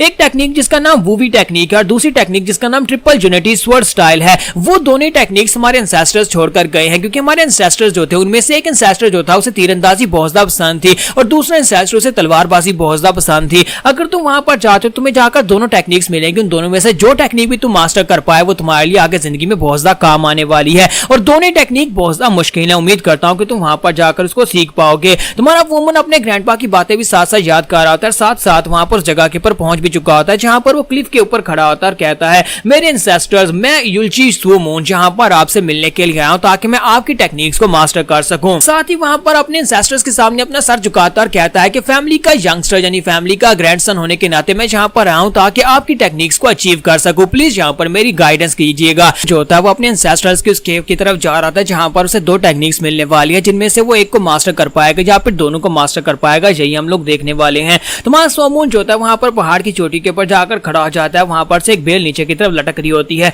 तो वो कहता है कि यहाँ पर से देखकर तो मेरे भी टांगे कांप रही हैं, लेकिन क्या करूं, मुझे वहां पर उस केव के अंदर जाना है। और वो वहीं पर से नीचे की तरफ जंप लगाता है, अपने वुल स्टेप को यूज करते हुए बेल के साथ लिपटकर उसे सामने वो केव दिखाई देती है। उस केव के ऊपर लिखा होता है उल्ची फैमिली। तो इसी के साथ ही वो जंप करते हुए सीधा उस केव के अंदर चला जाता है क्योंकि ये युलजी फैमिली जो है उसकी अपनी फैमिली का ही नाम है। वो जंप करते हुए जैसे वहां पर उस केव के अंदर इंटर होता है तो वो कहता है कि फाइनली मैं यहाँ पर आ चुका हूँ, लेकिन साथ उसे अंदर से ब्लड लस्ट महसूस होता है, जैसे कि अंदर कोई चीज है। तो वो कहता है हो सकता है कोई बहुत ही खतरनाक जानवर यहाँ पर छुपा हो, लेकिन यहाँ पर इतनी ऊंचाई पर कोई जानवर कैसे हो सकता है। वो संभल कर आगे की तरफ बढ़ना स्टार्ट करता है। जैसे ही वो आगे की तरफ बढ़ता है उसी के साथ ही प्रेशर पड़ना स्टार्ट होता है। तो वो कहता है कि बहुत ही पावरफुल प्रेशर है, मुझे यहाँ पर इसको फेस करके आगे बढ़ना ही होगा। तो वो कहता है चलो देखते हैं कौन यहाँ पर जीता, और वो अपने ब्लड लस्ट को वहां पर रिलीज करता है और आगे की तरफ बढ़ना स्टार्ट करता है। तो धीरे धीरे जैसे जैसे वो आगे बढ़ रहा होता है वैसे वैसे वहां पर से ब्लड लस्ट जो होता है वो और ज्यादा इंक्रीज होता जाता है, प्रेशर बढ़ता जाता है। तुम्हारा वुमन कहता है कि इसका ब्लड लस्ट और ज्यादा बढ़ता जा रहा है, मुझे यहाँ पर और ज्यादा की एनर्जी को रिलीज करना होगा।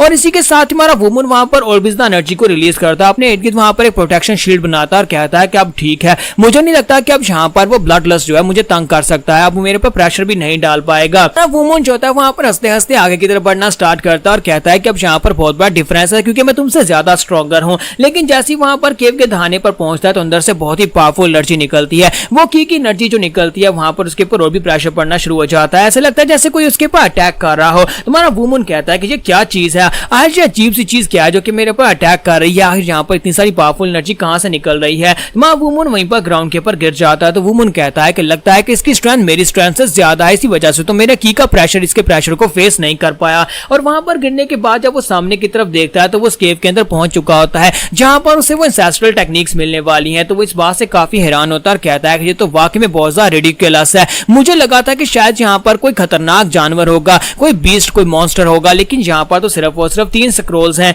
तो वहां पर 3 स्क्रॉल लटके होते हैं, वो 3 यूनिटी स्वर्ड टेक्निक है जो कि यहाँ पर 3 स्क्रॉल्स के अंदर होती है, लेकिन उन्हीं के अंदर से ये प्रेशर निकल रहा होता है। तो वो आगे बढ़ता है, जाकर उनके सामने खड़ा हो जाता है और कहता है कि ये तो काफी ज्यादा अजीब है, इन ड्राइंग्स के अंदर से प्रेशर निकल रहा था। और वहां पर नीचे एक बॉक्स पड़ा होता है, वो उस बॉक्स को ओपन करता है और कहता है कि एंसेस्टर्स माफ करिएगा, मैं यहाँ पर अपने सीक्रेट बॉक्स को ओपन करने वाला हूँ, अपनी फैमिली के सीक्रेट बॉक्स को। और जब वो उसको ओपन करता है तो उसके अंदर एक बो पड़ी होती है और साथ ही वहां पर एक बुक पड़ी होती है। तो हमारा वुमन जो होता है वो सबसे पहले उस बो एरो को उठाता है। जैसे ही वो उस बो एरो को उठाता है तो वो उसे उठा नहीं पाता, वो उसके हाथ से गिर जाती है क्योंकि उसका वजन तकरीबन 100 पाउंड होता है, तो वो इसलिए काफी ज्यादा भारी होता है, तो वो उसे उठा नहीं पाता। तो वो कहता है कि इतनी भारी बो किसने यहाँ पर रखी होगी, इसको तो मैं उठा भी नहीं सकता, तो फिर इसका फायदा क्या, कौन इसको उठाता होगा, लगता है कोई जायंट इसको उठाता होगा, लेकिन अगर हमारे एंसेस्टर ने इसे यहाँ पर रखा है तो उसका कोई ना कोई मकसद जरूर होगा। तो वो उसे वहीं पर छोड़ देता है और कहता है कि पहले इस बुक को देखते हैं। इसी के साथ ही वहीं पर बॉक्स के साथ टेक लगाकर बैठ जाता है, बुक को खोलकर उसे पढ़ना शुरू कर देता है। और वहां पर सबसे पहले पेज के ऊपर लिखा होता है कि मेरा नाम युलजी ह्योक है और मुझे ब्लेड्स बहुत ज्यादा पसंद हैं, यानी कि हमारी फैमिली का जो स्पेशल वेपन था वो बो एरो था, लेकिन मुझे ब्लेड्स ज्यादा पसंद थे। लेकिन जब मैं यहाँ पर लिख रहा हूँ तब मेरी उम्र 40 साल हो चुकी है और 40 साल की उम्र में अब मैं यहाँ पर ब्लेड्स के बारे में क्या ही सीख पाऊंगा। समझदार लोगों का कहना है कि तुम अगर एक चीज में अच्छे हो तो इसका मतलब ये नहीं है कि तुम दूसरी चीज में भी अच्छे हो सकते हो, लेकिन मैं उनको गलत साबित करना चाहता था। मैं यहाँ पर तलवारबाजी, तीरंदाजी में पहले से सबसे बेहतर था, लेकिन मुझे यहाँ पर तलवारबाजी भी सीखनी थी और तलवारबाजी में बेहतर बनना था। तो हमारा जो वुमन होता है 7-7 पेजेस पलटता जा रहा था, वहां पर सब कुछ लिखा होता है, उसने अपनी पूरी स्टोरी लिखी होती है। तो ह्यूक वहां पर लिखता है कि मुझे यहाँ पर 20 साल लगे तलवारबाजी सीखने में, 20 साल बाद मैंने यहाँ पर अपनी एक तलवारबाजी की एक ऐसी टेक्निक बनाई जिसका नाम ट्रिपल यूनिटी स्वर्ड स्टाइल रखा। मैंने यहाँ पर जो तलवारबाजी का स्टाइल बनाया था वो बहुत ज्यादा खास था क्योंकि मैंने यहाँ पर तलवारबाजी के स्टाइल को अपनी आर्चरी को खराने के लिए बनाया था। हमारा वुमन कहता है कि लगता है कि मेरा एंसेस्टर कुछ ज्यादा इगोइस्टिक था, यानी कि उसने 20 साल लगाए सिर्फ और सिर्फ ब्लेड टेक्निक्स को सीखने में। और इसी के साथ ही मास्टर युग कहता है कि लेकिन मेरी इस टेक्निक के अंदर एक बहुत बड़ा फ्लॉ था, और वो फ्लॉ ये था कि जब हम लोग यहाँ पर अपनी की को यूज करते हैं तभी हम लोग यहाँ पर ट्रिपल यूनिटी टेक्निक को यूज कर सकते हैं, लेकिन जितनी ज्यादा हमारे पास लो लेवल की होगी उतनी ज्यादा ये टेक्निक खराब परफॉर्म होगी। अगर हमें इस टेक्निक को ठीक तरह से परफॉर्म करना है तो हमारी की का लेवल जो है और उसकी एफिशिएंसी और उसकी क्वालिटी बहुत ज्यादा बेहतर होनी चाहिए। अगर मुझे यहाँ पर इस ट्रिपल यूनिटी स्वर्ड टेक्निक को मास्टर करना था तो उसको यूज करना था, तो उसके लिए मुझे और भी ज्यादा की एनर्जी की जरूरत पड़ी और उसके लिए मुझे यहाँ पर एक कल्टीवेशन मेथड बनाना पड़ा। तो शुरुआत में जब मैंने वहां पर कल्टीवेशन मेथड बनाना स्टार्ट किया तो उस वक्त मुझे इस बात का बिल्कुल भी आइडिया नहीं था कि इसमें कितने साल लगने वाले हैं। मैं पहले यहाँ पर 60 साल का हो चुका था, लेकिन मेरे पास यहाँ पर अब ज्यादा वक्त नहीं बचा था, तो मुझे लगने लगा कि अब यहाँ पर कल्टीवेशन मेथड नहीं बनाया जा सकता क्योंकि अब मैं यहाँ पर हार मानने वाला था। इस वक्त मैं इसी केव के सामने खड़े होकर डूबते हुए सूरज की तरफ देख रहा था और सोच रहा था कि मुझे लगता है कि ये कल्टीवेशन टेक्निक कभी काम नहीं कर पाएगी, क्योंकि मैं जो भी सोच रहा था, जो बनाने की कोशिश कर रहा था वो बन नहीं पा रहा था। और मुझे लगा कि ट्रिपल यूनिटी स्वर्ड स्टाइल जो है कभी भी यहाँ पर नहीं बन पाएगा और कभी भी अल्टीमेट स्वर्ड स्टाइल नहीं बन पाएगा।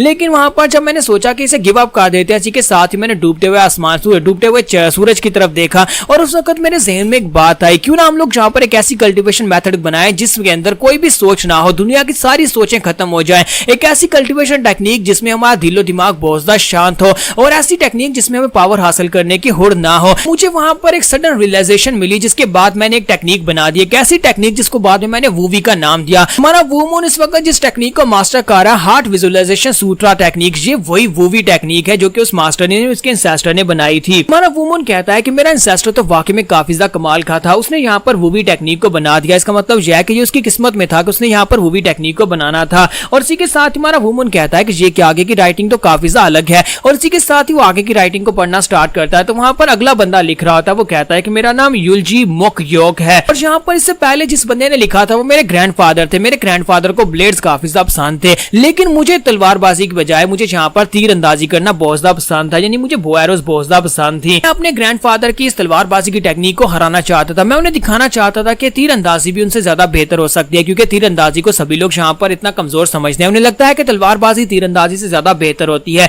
इसी वजह से मैंने सोचा क्यों ना मैं यहाँ पर एक ऐसी तीर अंदाजी की टेक्निक बनाऊं जिस टेक्निक की मदद से मैं यहाँ पर अपने ग्रैंडपा की बनाई हुई तलवारबाजी की 3 यूनिटी स्वर्ड स्टाइल टेक्निक को हरा सकूं। इसी वजह से मैंने यहाँ पर बहुत ज्यादा मेहनत की, इतनी मेहनत की कि मैं यहाँ पर अपनी तीरंदाजी की टेक्निक को अल्टीमेट पीक पर पहुंचा सकूं। हालांकि मैंने यहाँ पर उनकी उस तलवारबाजी की 3 यूनिटी स्वर्ड स्टाइल को मास्टर करने की कोशिश की, मैंने उसको यूज करने की कोशिश की, लेकिन वो बहुत ज्यादा पावरफुल और बहुत ज्यादा खतरनाक टेक्निक थी। तो मुझे समझ आई कि हमारी तीरंदाजी की टेक्निक जो है उनकी 3 यूनिटी स्वर्ड टेक्निक के सामने कुछ भी नहीं है। जब मैंने खुद से उसे परफॉर्म किया तो उस वक्त मुझे समझ आ चुकी थी कि मुझे यहाँ पर इसके खिलाफ एक ऐसी टेक्निक बनानी होगी जो कि इसको हरा सके। लेकिन मैंने कभी भी यहाँ पर ट्रिपल यूनिटी स्वर्ड डार्ट से नफरत नहीं की, क्योंकि ये मेरे ग्रैंडपा की टेक्निक थी, हमारी फैमिली की मार्शल आर्ट्स की टेक्निक थी। इसी वजह से मैंने बस यहाँ पर इसको हराने के लिए अपनी एक टेक्निक बनाना स्टार्ट किया। काफी अरसे की मेहनत के बाद, काफी सालों की मेहनत के बाद मैंने यहाँ पर तीरंदाजी की अल्टीमेट पीक वाली एक टेक्निक बना ली, जिसको मैंने फार्मलेस फायरिंग का नाम दिया। फार्मलेस फायरिंग का मतलब यह था कि मेरे हाथ में एक बो तो होगी, लेकिन मेरे पास एरोज नहीं होंगे। मैं यहाँ पर अपनी एनर्जी को एरोज में चेंज करूंगा और इसी के साथ यहाँ पर शूट करूंगा। यहीं पर उसके इंसेस्टर को दिखाता है कि वो अपने हाथ में वहां पर बो को लेकर खड़ा होता है और बो को लेकर साथ ही वो सामने की तरफ शूट करता है। हालांकि उसके हाथ में कोई एरो नहीं होता, तो एनर्जी के साथ एक एरो बनता है और वो एरो जो होता है वो सामने की तरफ शूट होता है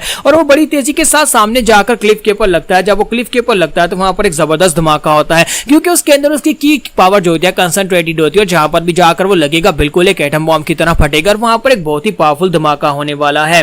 वुमन जब जहां पर ये सब कुछ पढ़ता है तो वो कहता है कि ये कैसे हो सकता है। इसका मतलब यह है कि ग्रैंडपा सच कह रहे थे कि हमारे पास सिर्फ एक बो, तो हम लोग बिना एरोज के भी जहां पर एरोज को शूट कर सकते हैं। तो जहां आगे पढ़ना स्टार्ट करता है तो उसका इंसेस्टर कहता है कि जहां पर एक ब्लेड जो होता है वो काफी ज्यादा खतरनाक है और किसी चीज को काट सकता है, लेकिन उसकी रेंज बहुत ज्यादा लो होती है, जबकि एक एरो जो है वो कितनी दूर तक अपने टारगेट को मार गिरा सकता है। इसी वजह से मैं जहां पर ये कह सकता हूं कि मेरे पास जो फार्मलेस फायरिंग टेक्निक थी वो दुनिया की सबसे बेहतरीन तीरंदाजी की टेक्निक थी। लेकिन अफसोस कि यहाँ पर जब पहली बार मैंने इस टेक्निक को बनाया और मैं ट्रिपल स्वर्ड यूनिटी स्टाइल को हराने के लिए यहाँ पर इस केव में आया तो मैं फेल हो गया। मैं यहाँ पर इस टेक्निक को नहीं हरा पाया, यानी कि ये तलवारबाजी की जो टेक्निक थी ये बहुत ज्यादा खतरनाक थी। इसके बावजूद मैं यहाँ पर अपनी फार्मलेस फायरिंग की मदद से इन तीनों स्क्रोल्स में से एक स्क्रोल के अंदर होल कर पाया अपनी टेक्निक को यूज करते हुए, क्योंकि यहाँ पर जो तीनों स्क्रोल्स जो थे वो सिर्फ और सिर्फ स्क्रोल्स है। अगर यहाँ पर मेरे ग्रैंडपा रियल में तलवार लेकर खड़े होते तो मैं कभी भी अपने ग्रैंडपा को अपनी आर्चरी से नहीं हरा पाता। तुम्हारा वुमन स्क्रोल की तरफ देखता है तो एक स्क्रोल के अंदर वहां पर होल होता है। तुम्हारा वुमन कहता है इसका मतलब यह है कि मेरे ग्रैंडपा ने यहाँ पर आकर अपनी फार्मलेस फायरिंग को यूज करते हुए इसके अंदर होल किया था। उसने यहाँ पर ट्रिपल स्वर्ड यूनिटी टेक्निक को मास्टर किया और साथ में उसे यहाँ पर हराने की कोशिश की थी। हमारा वुमन वहां पर सोच रहा था कि मैंने यहाँ पर एपेक्स हंटिंग टेक्निक और साथ में अपनी इनर की सभी चीजों को एक्टिवेट कर लिया हुआ है, तो क्या यहाँ पर मैं इन दोनों टेक्निक्स को मास्टर कर पाऊंगा? क्या मैं यहाँ पर फार्मलेस फायरिंग टेक्निक को मास्टर करके यहाँ पर इन स्क्रोल्स को हरा पाऊंगा या नहीं? तो इसी के साथ हमारा वुमन जो होता है आगे बढ़ता है, जाकर उस बो एरो को उठाता है और उसे कहता है कि इसका वजन बहुत ज्यादा है। मुझे लगता है कि यहाँ पर इस सबसे कोई ना कोई ताल्लुक जरूर होगा। मुझे लगता है कि फार्मलेस फायरिंग जो है वो एक बहुत ही पावरफुल टेक्निक है। इसी वजह से उस टेक्निक को परफॉर्म करने के लिए, उसकी की को संभालने के लिए इसका जो मेटल है उसको बहुत ज्यादा हैवी रखा गया है, ताकि यहाँ पर बो जो है उसके प्रेशर को बर्दाश्त कर सके। हमारा वुमन वहीं पर बैठ के कल्टीवेट करना स्टार्ट करता है ताकि वो यहाँ पर अपनी इनर की और साथ में उस वूवी टेक्निक को मास्टर कर सके, जिसके बाद वो यहाँ पर उस बो एरो को उठा पाएगा। हमारा वुमन कहता है कि सबसे पहले तो मुझे यहाँ पर वूवी टेक्निक को मास्टर करना होगा और साथ ही यहाँ पर इस टेक्निक इस जो वूवी टेक्निक की जो कल्टीवेशन की है और साथ ही अपनी जो टेक्निक की है मेरे पास पहले से जो मेरी ब्लड लस्ट की है उन दोनों को आपस में मर्ज करना होगा। तो वहां पर दोनों कीज को बैठकर मर्ज करना स्टार्ट करता है, क्योंकि उसने वहां पर अभी एक नई कल्टीवेशन मेथड को अपनाया है। तो उस नए कल्टीवेशन मेथड के साथ अपने पहले कल्टीवेशन मेथड दोनों को आपस में कंबाइन करना बहुत ज्यादा जरूरी है। लेकिन दोनों की पाथ जो दोनों की जो की पावर्स हैं बहुत ज्यादा अलग है, इसी वजह से दोनों आपस में वहां पर कोलाइड करने वाली हैं। तो हमारा वुमन को जल्दी अंदाजा हो जाता है क्योंकि एक तरफ उसे यहाँ पर ब्लू एनर्जी और दूसरी तरफ रेड एनर्जी यानी कि दोनों आपस में मर्ज नहीं हो सकती, दोनों आपस में क्लैश करेंगी। तो वुमन को अपने ग्रैंडपा की बात याद आती है। ग्रैंडपा ने कहा था कि हमारे बहुत सारे एंसेस्टर्स इसी वजह से क्रिपल हो गए क्योंकि वो यहाँ पर दोनों एनर्जीज को आपस में कंबाइन करना चाहते थे, लेकिन वो लोग नहीं कर पाए। अगर तुम्हें भी लगे कि तुम्हें यहाँ पर दर्द बर्दाश्त नहीं हो रहा, तुम यहाँ पर इन दोनों को कंबाइन नहीं कर सकते, तो तुम्हें इसे बीच में छोड़ना होगा वरना तुम भी हमेशा के लिए क्रिपल हो जाओगे। तो वुमन कहता है कि नहीं, मैं यहाँ पर गिव अप कैसे कर सकता हूँ, मैं इतनी दूर आ चुका हूँ और यहाँ पर आने के बाद मैं गिव अप नहीं करूंगा क्योंकि मुझे यहाँ पर अपनी हार्ट सूत्रा विजुअलाइजेशन के ऊपर पूरा भरोसा और साथ ही वो अपनी टेक्निक को यूज करते हैं वहां पर उन दोनों की पावर्स को आपस में मर्ज करने की कोशिश करता है और कहता है मैं यहाँ पर वूवी पाथ को भी मास्टर करूंगा और एनर्जी को अपनी बॉडी के अंदर सर्कुलेट करूंगा। और इसी के साथ ही वहां पर एक जबरदस्त चीख मारता है, साथ ही वहां पर उसकी चीख और भी ज्यादा बढ़ना शुरू हो जाती है क्योंकि उसकी बॉडी के अंदर जबरदस्त एनर्जी आ जा रही होती है। वो उसकी बॉडी के अंदर जाती है और वहां पर से बाहर निकलती है और वहीं पर एब्जॉर्ब होना शुरू होती है ताकि वो सारी की सारी आपस में मर्ज हो सके। वुमन कहता है कि या तो मैं यहाँ पर क्रिपल हो जाऊंगा या मर जाऊंगा या फिर मैं यहाँ पर इसको मास्टर कर लूंगा। और थोड़ी देर के बाद वो सारी की सारी एनर्जीज जो होती है वहां पर शांत हो जाती है। तो फाइनली हमारे वुमन ने यहाँ पर इस टेक्निक को मास्टर कर लिया, उसने दोनों की पावर्स को अपनी बॉडी के अंदर एब्जॉर्ब कर लिया और दोनों को मास्टर करने के बाद उसकी पावर्स पहले से काफी ज्यादा बढ़ जाती हैं और अभी तक उसे यहाँ पर इस बात का अंदाजा नहीं होता। तो वो कहता है कि मुझे लगता है कि अब मुझे जाकर उस बो एरो के साथ प्रैक्टिस करनी चाहिए। और जैसे वहां पर ये बात करता है इसी के साथ ही वो नीचे की तरफ देखता है तो वो हवा में उड़ रहा होता है। तो वुमन कहता है कि अचानक से क्या हो गया, मैंने सिर्फ यहाँ पर उठने के बारे में सोचा और मैं हवा में उड़ना शुरू कर दिया। इसी के साथ ही हमारा वुमन कहता है कि अब जबकि मैंने यहाँ पर वीवन टेक्निक को मास्टर कर लिया तो अब यहाँ पर जाकर तलवारबाजी की टेक्निक को प्रैक्टिस करते हैं। लेकिन जब वो तलवारबाजी की प्रैक्टिस करने के लिए आगे बढ़ने लगता है तो वहीं पर उसे वही बो दिखाई देती है। तो वो कहता है कि ये तो यहीं पर गिरी पड़ी है। पहले यहाँ पर फार्मलेस फायरिंग को ट्राई करते हैं और वो जाकर बो को उठाता है तो वो बहुत ज्यादा हल्की होती है, यानी कि अब यहाँ पर वो बड़ी आसानी के साथ बो को उठा पाता है। तो वो कहता है कि 100 किलोग्राम भी यहाँ पर कुछ भी नहीं है, ऐसे लगता है जैसे मैंने एक हल्का सा पंख अपने हाथ में उठा रखा है। तो इसी के साथ ही हमारा वुमन जो होता है वो वहां पर से बो ब्लेड को लेता है और वहां से नीचे उतर आता है। तो केव से नीचे आने के बाद वो बो के अंदर अपने हाथ को पीछे की तरफ खींचता है, यानी कि वहां पर एरो नहीं होता, वो बस अपने हाथ को पीछे की तरफ खींचता है और सामने की तरफ उसे शूट कर देता है।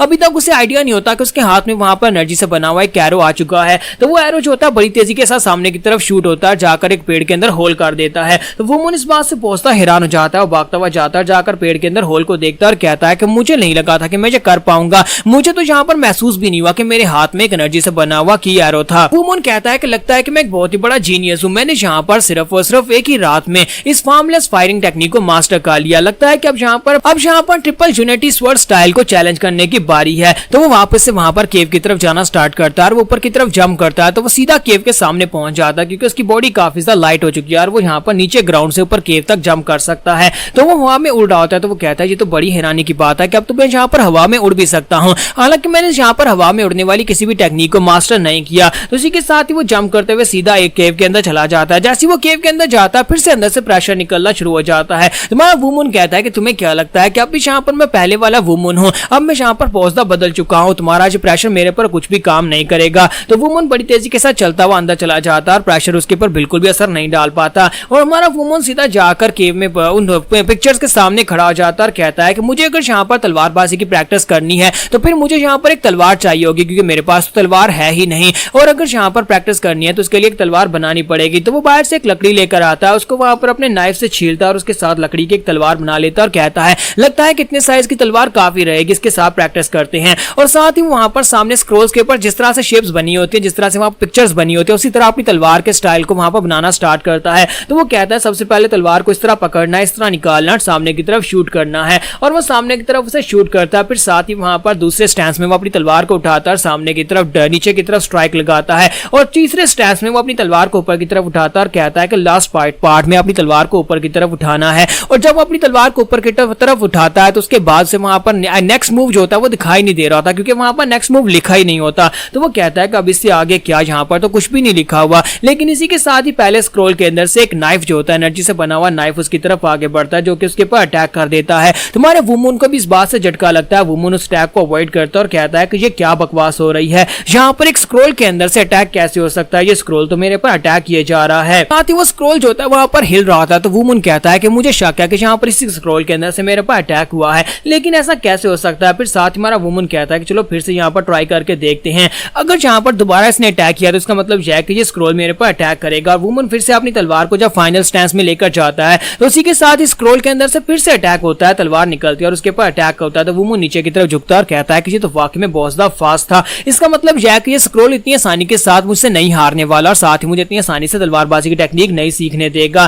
फिर साथ ही हमारा वुमन कहता है तो इसका मतलब यह है कि मुझे यहाँ पर इसको हराना पड़ेगा, मुझे स्वर्ड को हराना पड़ेगा। और इसी के साथ सामने की तरफ से जब स्वर्ड उसके ऊपर शूट होती है तो वुमन जंप करते हुए उसके अटैक को अवॉइड करता है और कहता है मुझे लगता है कि अगर मैं यहाँ पर इसी तरह इसको ना अवॉइड कर पाया तो मेरा सर उड़ेगा। साथ ही वुमन कहता है कि मुझे लगता है कि मुझे समझ आ गया कि मुझे क्या करना है। मुझे लगता है कि यहाँ पर इन तीनों स्क्रोल्स के अंदर से 3 तलवारें निकलेंगी और तीनों तलवारों को मुझे हराना पड़ेगा, तभी यहाँ पर जो ट्रिपल यूनिटी स्वर्ड स्टाइल जो है कंप्लीटली मैं मास्टर कर पाऊंगा। और वो तीसरे वाली स्टाइल के मुताबिक अपनी तलवार को ऊपर की तरफ उठाता है और अपनी एनर्जी को रिलीज करता है, जबकि तीसरे स्क्रोल के अंदर से इसके ऊपर अटैक होता है और वो अटैक जो होता है वो थंडर के साथ होता है और वो काफी ज्यादा पावरफुल भी होता है। तो वुमन अपनी तलवार के साथ उस अटैक को वहां पर ब्लॉक करता है और कहता है कि ये वाला तो बहुत ज्यादा पावरफुल था। तो वुमन कहता है कि पहले स्क्रोल के अंदर से जो अटैक निकला था वो काफी ज्यादा तेज था, दूसरे के अंदर से जो अटैक निकला था वो धोखेबाजी थी और तीसरे के अंदर से जो अटैक निकला है वो काफी ज्यादा स्ट्रेंथ में पावरफुल है। इसका मतलब यह है कि अगर मैं यहाँ पर इन तीनों मूव्स को मास्टर कर लेता हूँ तो उस यहाँ पर इस तलवारबाजी की ट्रिपल यूनिटी में मुझे स्पीड मिलेगी,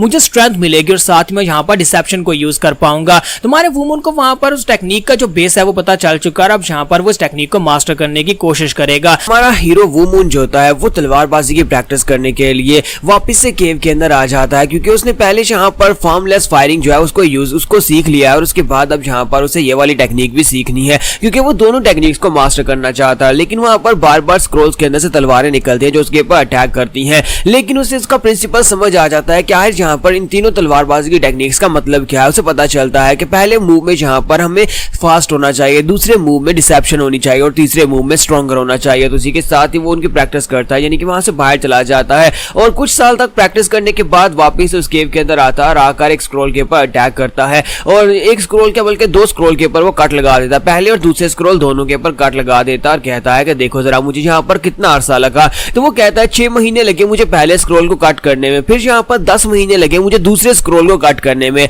यानी कि उसे 1.5 साल लगा यहाँ पर 2 स्क्रोल्स के ऊपर कट लगाने में। और अभी यहाँ पर उसका तीसरा स्क्रोल बाकी है और तीसरे स्क्रोल को हराने के लिए उसे दोबारा से जाकर प्रैक्टिस करनी पड़ेगी, उसे स्ट्रॉन्ग होना पड़ेगा, तब जाकर वो तीसरे स्क्रोल को हराएगा। और इस बार तो यहाँ पर उसको काफी सारा अरसा लगता है, यानी कि वो बाहर जाकर ट्रेनिंग करता रहता है। ट्रेनिंग करने के बाद यानी कि वो फाइनल मूव को मास्टर कर लेता है और फाइनल के साथ साथ पहले वाले दोनों मूव तो उसने पहले से मास्टर कर लिए हुए हैं। इसी वजह से उसकी जो तीनों टेक्निक्स हैं, यानी तीनों जो 3 यूनिटी ब्लेड टेक्निक है वो पूरी तरह से उसने कंप्लीटली मास्टर कर ली है और अपने सामने मौजूद वो पहाड़ों और सामने पेड़ों के ऊपर अटैक करके उनको पूरी तरह से तोड़ देता है और उनके टुकड़े टुकड़े कर देता है। तो तब उसे समझ आती है कि उसने यहाँ पर इस टेक्निक को भी मास्टर कर लिया है। लेकिन तब तक हमारा वुमन जो होता है वो काफी ज्यादा बड़ा हो चुका होता है, क्योंकि उसे यहाँ पर अब काफी अरसा गुजर चुका है। तो वो कहता है कि पूरे 2 साल और साथ में 3 महीने, अब तीसरी टेक्निक को मास्टर करने मुझे 2 साल और 3 महीने गुजर चुके हैं, यानी कि उससे यहाँ पर इस केव में आए हुए टोटल 3 साल और 9 महीने हो चुके हैं। तो इसी के साथ ही वो आखिरी वाले स्क्रोल के ऊपर भी अटैक करता है और आखिरी वाले स्क्रोल को भी वहां पर काट देता है। तो वो कहता है मैंने कर दिया, फाइनली मैंने यहाँ पर 3 यूनिटी ब्लेड स्टाइल को मास्टर कर लिया है। फिर साथ ही वहीं पर बाकी के दोनों स्क्रोल्स को भी पूरी तरह से काट देता है और कहता है कि अब मुझे यहाँ पर अच्छी तरह समझ आ चुकी है कि यहाँ पर 3 यूनिटी ब्लेड टेक्निक को किस तरह से परफॉर्म किया जाता है, तो अब यहाँ पर इस सभी की कोई जरूरत नहीं है। इसके साथ ही तीसरी टेक्निक में वो अपनी तलवार को ऊपर की तरफ उठाता है और कहता है कि तीसरी टेक्निक जो है उसका नाम एंडलेस ब्लेड है। एंडलेस ब्लेड यानी कि उसकी मदद से हम लोग कितनी एनर्जी को गैदर करके अपने सामने के ओपोनेंट के ऊपर अटैक कर सकते हैं, चाहे ओपोनेंट एक हो या फिर ओपोनेंट पूरे का पूरा एक पैलेस हो, वो पूरी तरह से डिस्ट्रॉय हो जाएगा और वहां पर अपनी फुल एनर्जी को रिलीज करता है तो पूरी केव भी टूट जाती है। तो उस केव के डह जाने के बाद वहां पर से बाहर निकलता और कहता है कि मेरे इंसेस्टर्स प्लीज यहाँ पर अब मुझे गुड बाय बोलिएगा, क्योंकि मुझे यहाँ पर से अब दुनिया में जाना है। मैंने यहाँ पर आपकी टीचिंग्स को सीख लिया, मैंने दोनों टेक्निक्स को मास्टर कर लिया है। और साथ ही वो फिर से अपना सर झुकाता है और उनको वहां पर श्रद्धांजलि देता है और इसी के साथ ही वहां पर से वापस की तरफ चल पड़ता है। तो हमारा जो वुमन होता है वहां पर से सीधा वापस जंगल आएगा अपने ग्रैंडपा के साथ। तो जैसे वो जंगल में वापस आता है तो अब उसके पास करने को कुछ नहीं होता, तो वो आकर अपने ग्रैंडपा की पालनी के अंदर ही लेट जाता है। तो ग्रैंडपा उसके पास खड़े होते हैं और गुस्सा हो रहे होते हैं और कहते हैं कि बेवकूफ बच्चे, अब जबकि तुमने यहाँ पर मार्शल आर्ट्स को कंप्लीट कर लिया और तुम्हारे पास सीखने को कुछ नहीं है, तो क्यों ना तुम जाओ जाकर कुछ और करो, क्यों ना तुम आर्मी में जाकर एक जनरल बन जाओ और हो सकता है कि तुम इस म्यूजियम में सबसे ज्यादा स्ट्रॉन्गेस्ट आर्मी जनरल बन जाओ जो कि आर्चरी और तलवारबाजी दोनों यूज कर सकता है। तो वो कहता है कि नहीं ग्रैंडपा, मेरे पास यहाँ पर करने को कुछ भी नहीं है, बहुत ज्यादा बोर हो रहा हूँ। तो ग्रैंडपा उसे कहते हैं कि क्या तुम वाकई में यहाँ पर बोर हो रहे हो? तो वो कहता है हाँ ग्रैंडपा, मैं यहाँ पर बहुत ज्यादा बोर हो रहा हूँ। मुझे लगता है कि मेरी जिंदगी में यही रह गया है, मुझे बस यहाँ पर आराम से लेटे रहना और सूरज की रोशनी को देखना है और साथ में यहाँ पर सूरज को ढलते हुए देखना, फिर आराम से सो जाना है। अब मेरे पास और यहाँ पर जिंदगी में करने को कुछ भी नहीं बचा। तो ग्रैंडपा इसी के साथ ही अपनी छड़ी के साथ उसके ऊपर अटैक करते हैं और कहते हैं बेवकूफ बच्चे, क्या तुम अपनी सारी जिंदगी सिर्फ और सिर्फ इसी पालने में लेट कर गुजारने वाले हो? लेकिन हमारा वुमन क्योंकि काफी ज्यादा एक्सपर्ट हो चुका है, इसी वजह से वो ग्रैंडपा के अटैक को बड़ी आसानी से अवॉइड कर लेता है। तो ग्रैंडपा उसे कहते हैं कि अब यहाँ पर इसको डॉज करके दिखाओ। तो ग्रैंडपा जैसे उसे पंच मार दिया तो वो एक ही हाथ के साथ उनके पंच को ब्लॉक कर लेता है और कहता है दद्दू क्या हो गया है? मैंने आपको बोला ना कि मैं कब से आपसे आगे निकल चुका हूँ, अब तो आप यहाँ पर मुझे छू भी नहीं सकते। दद्दू आपकी टांगे तो पहले से कब्र में और यहाँ पर आपके पास जो बची कुची पावर है उसको बचा कर रखे, मेरे पर वेस्ट क्यों कर रहे हैं? तो इसी के साथ ग्रैंडपा दूसरा पंच उसे मारते हैं, लेकिन वो एक उंगली के साथ ही अपने ग्रैंडपा के अटैक को ब्लॉक कर लेता है और कहता है कि दद्दू बस भी करो, मैंने कहा ना कि अपनी स्ट्रेंथ को बचा कर रखो। तो दादाजी को भी समझ आ जाती है कि अब ये बच्चा जो है उससे बहुत ज्यादा आगे लेवल पर पहुंच चुका है और दादाजी उसके खिलाफ यहाँ पर कुछ भी नहीं कर पाएंगे। और उसके बाद उसे वहां पर रात के वक्त अंदर अपने सामने लाकर बिठा देते हैं और उसे कहते हैं कि मैं यहाँ पर तुम्हें कुछ और बताना चाहता हूँ, मैं यहाँ पर तुम्हें ये बताना चाहता हूँ कि तुम्हें यहाँ पर एक वाइफ ढूंढनी चाहिए और अपनी ब्लड लाइन को कंटिन्यू करना चाहिए, क्योंकि हमारी फैमिली में तुम आखिरी मर्द हो, यानी कि तुम्हारे बाप के बाद अब तुम यहाँ पर आखिरी मर्द हो, तो तुम्हें यहाँ पर शादी करके एक बच्चा पैदा करना होगा। तो वुमन अपने ग्रैंडपा से कहता है कि ग्रैंडपा आप यहाँ पर जंगल में कोई औरत तो मुझे मिलने से रही, अब मैं जंगल में किस लड़की के साथ शादी करूं, यहाँ पर तो लड़कियां हैं ही नहीं। तो ग्रैंडपा उसे कहता है कि इसीलिए तो तुम्हें यहाँ पर जोंगनैन में जाना होगा, तुम्हारी वाइफ इस वक्त जोंगजुआन के शीचुआन की डैंग फैमिली में है। ये बात सुनते ही हमारा वुमन भी काफी ज्यादा हैरान होता है और कहता है क्या मेरी वाइफ? तो ग्रैंडपा उसे कहते हैं हाँ तुम्हारी वाइफ, जब तुम 4 साल के थे तब मैंने शीचुआन की डैंग फैमिली के साथ उनकी बेटी की शादी के तुम्हारे साथ तय करवा दी थी, यानी कि तुम दोनों की शादी पहले से तय हो चुकी है और इसी के साथ तुम्हें बस वहां पर जाना है, जाकर उनको अपने बारे में बताना और मेरा नाम बताना है, तो उसके बाद वो तुम्हारे साथ अपनी बेटी को भेज देंगे, यानी कि वाइफ तुम्हारी पहले से वहां पर है, तुम्हें बस उसे वहां से लेकर आना है और उसके बाद उसके साथ बच्चे बनाना और खूब सारी अपनी लिनियज को आगे बढ़ाना। साथ ही वो अपने पास उसे एक टोकन देते हैं और उसे कहते हैं कि ये टोकन तुम अपने पास रखोगे, इसका आधा हिस्सा डैंग फैमिली के लोगों के पास है, तुम इस टोकन को जाकर उन लोगों को देना और साथ में मेरा नाम बताना, तो उन्हें समझ आ जाएगा कि तुम उनके जो हो, तुम उनके दामाद जी हो और साथ ही वो अपनी बेटी को तुम्हारे साथ भेज देंगे। तो ये बात सुनते ही हमारा वुमन जो होता है और भी ज्यादा एक्साइटेड हो जाता है, क्योंकि अब यहाँ पर उसकी जिंदगी में एक नया मकसद होता है कि उसे डैंग फैमिली में जाना है, जाकर अपनी वाइफ को लेकर आना है। लेकिन साथ ही वो अपने पास से एक स्पेशल टेक्निक जिसका नाम टोम ऑफ हाथ सूत्रा है उसे निकालते हैं और उसे कहते हैं कि ये जो स्पेशल टेक्निक है ये शाओलिन टेंपल की है और जब तुम वहां पर जाओगे डैंग फैमिली में अपनी वाइफ को लेने के लिए तो रास्ते में शाओलिन टेंपल में जाकर ये बुक उन लोगों को वापस कर देना। मानो वुमन अपने ग्रैंडपा की बात सुनने के बाद एक नई जर्नी पर निकल पड़ता है अपनी वाइफ को ढूंढने के लिए, जबकि इसी के साथ ही अब यहाँ पर रास्ते में सीन दिखाते हैं जहाँ पर एक कबीले का बंदा जो होता है वो भागता हुआ जा रहा है,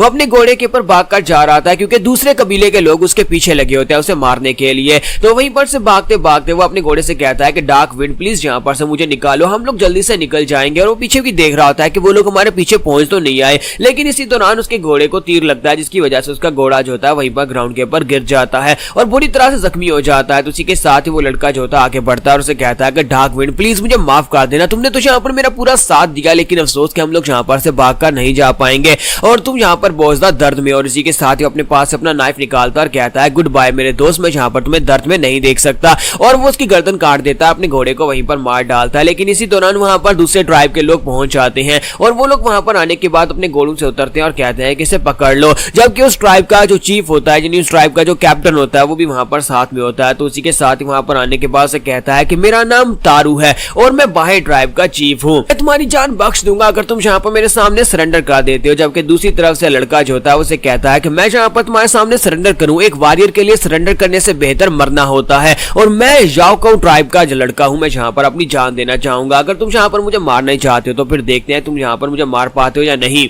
तो याओकाओ क्लैन का लड़का जो होता है वो अपनी तलवार लेकर तारू के ऊपर अटैक करने के लिए आगे बढ़ता है, लेकिन तारू के पास उसका जो नाइफ होता है वो काफी ज्यादा बेहतर होता है, यानी कि वो उससे काफी ज्यादा अच्छा वॉरियर होता है। तो बड़ी आसानी के साथ वहां पर उसके ऊपर एक स्ट्राइक लगाता है और पीछे के पेड़ को भी काट देता है, जिसकी वजह से याओकाओ क्लैन का वो लड़का जो होता है वो उसके सामने कुछ भी नहीं कर पा रहा था। हालांकि वो अपनी तलवार लेकर डायरेक्टली उसको हिट करने के लिए आगे बढ़ता है, लेकिन तारू बड़ी आसानी के साथ उसको हिट लगाकर उसके हाथ से उसकी तलवार छुड़वा देता है, क्योंकि जब याओकाओ क्लैन के लड़के के हाथ से उसकी तलवार गिर जाती है तब उसके पास यहाँ पर और कोई ऑप्शन नहीं होता हार मानने के। और दूसरी तरफ से तारू जो होता है वो अपना ब्लेड उसके सामने करता है और कहता है कि अब तुम यहाँ पर हार मानते हो। यहाँ पर हम लोग अपनी एपिसोड 10 का एंड करेंगे और नेक्स्ट एपिसोड में देखेंगे कि अब यहाँ पर इन दोनों क्लैंस को इस सब में शामिल करने की क्या जरूरत पड़ी थी, क्या हमारा वुमन भी यहाँ पर इन सब की फाइट के बीच में आएगा।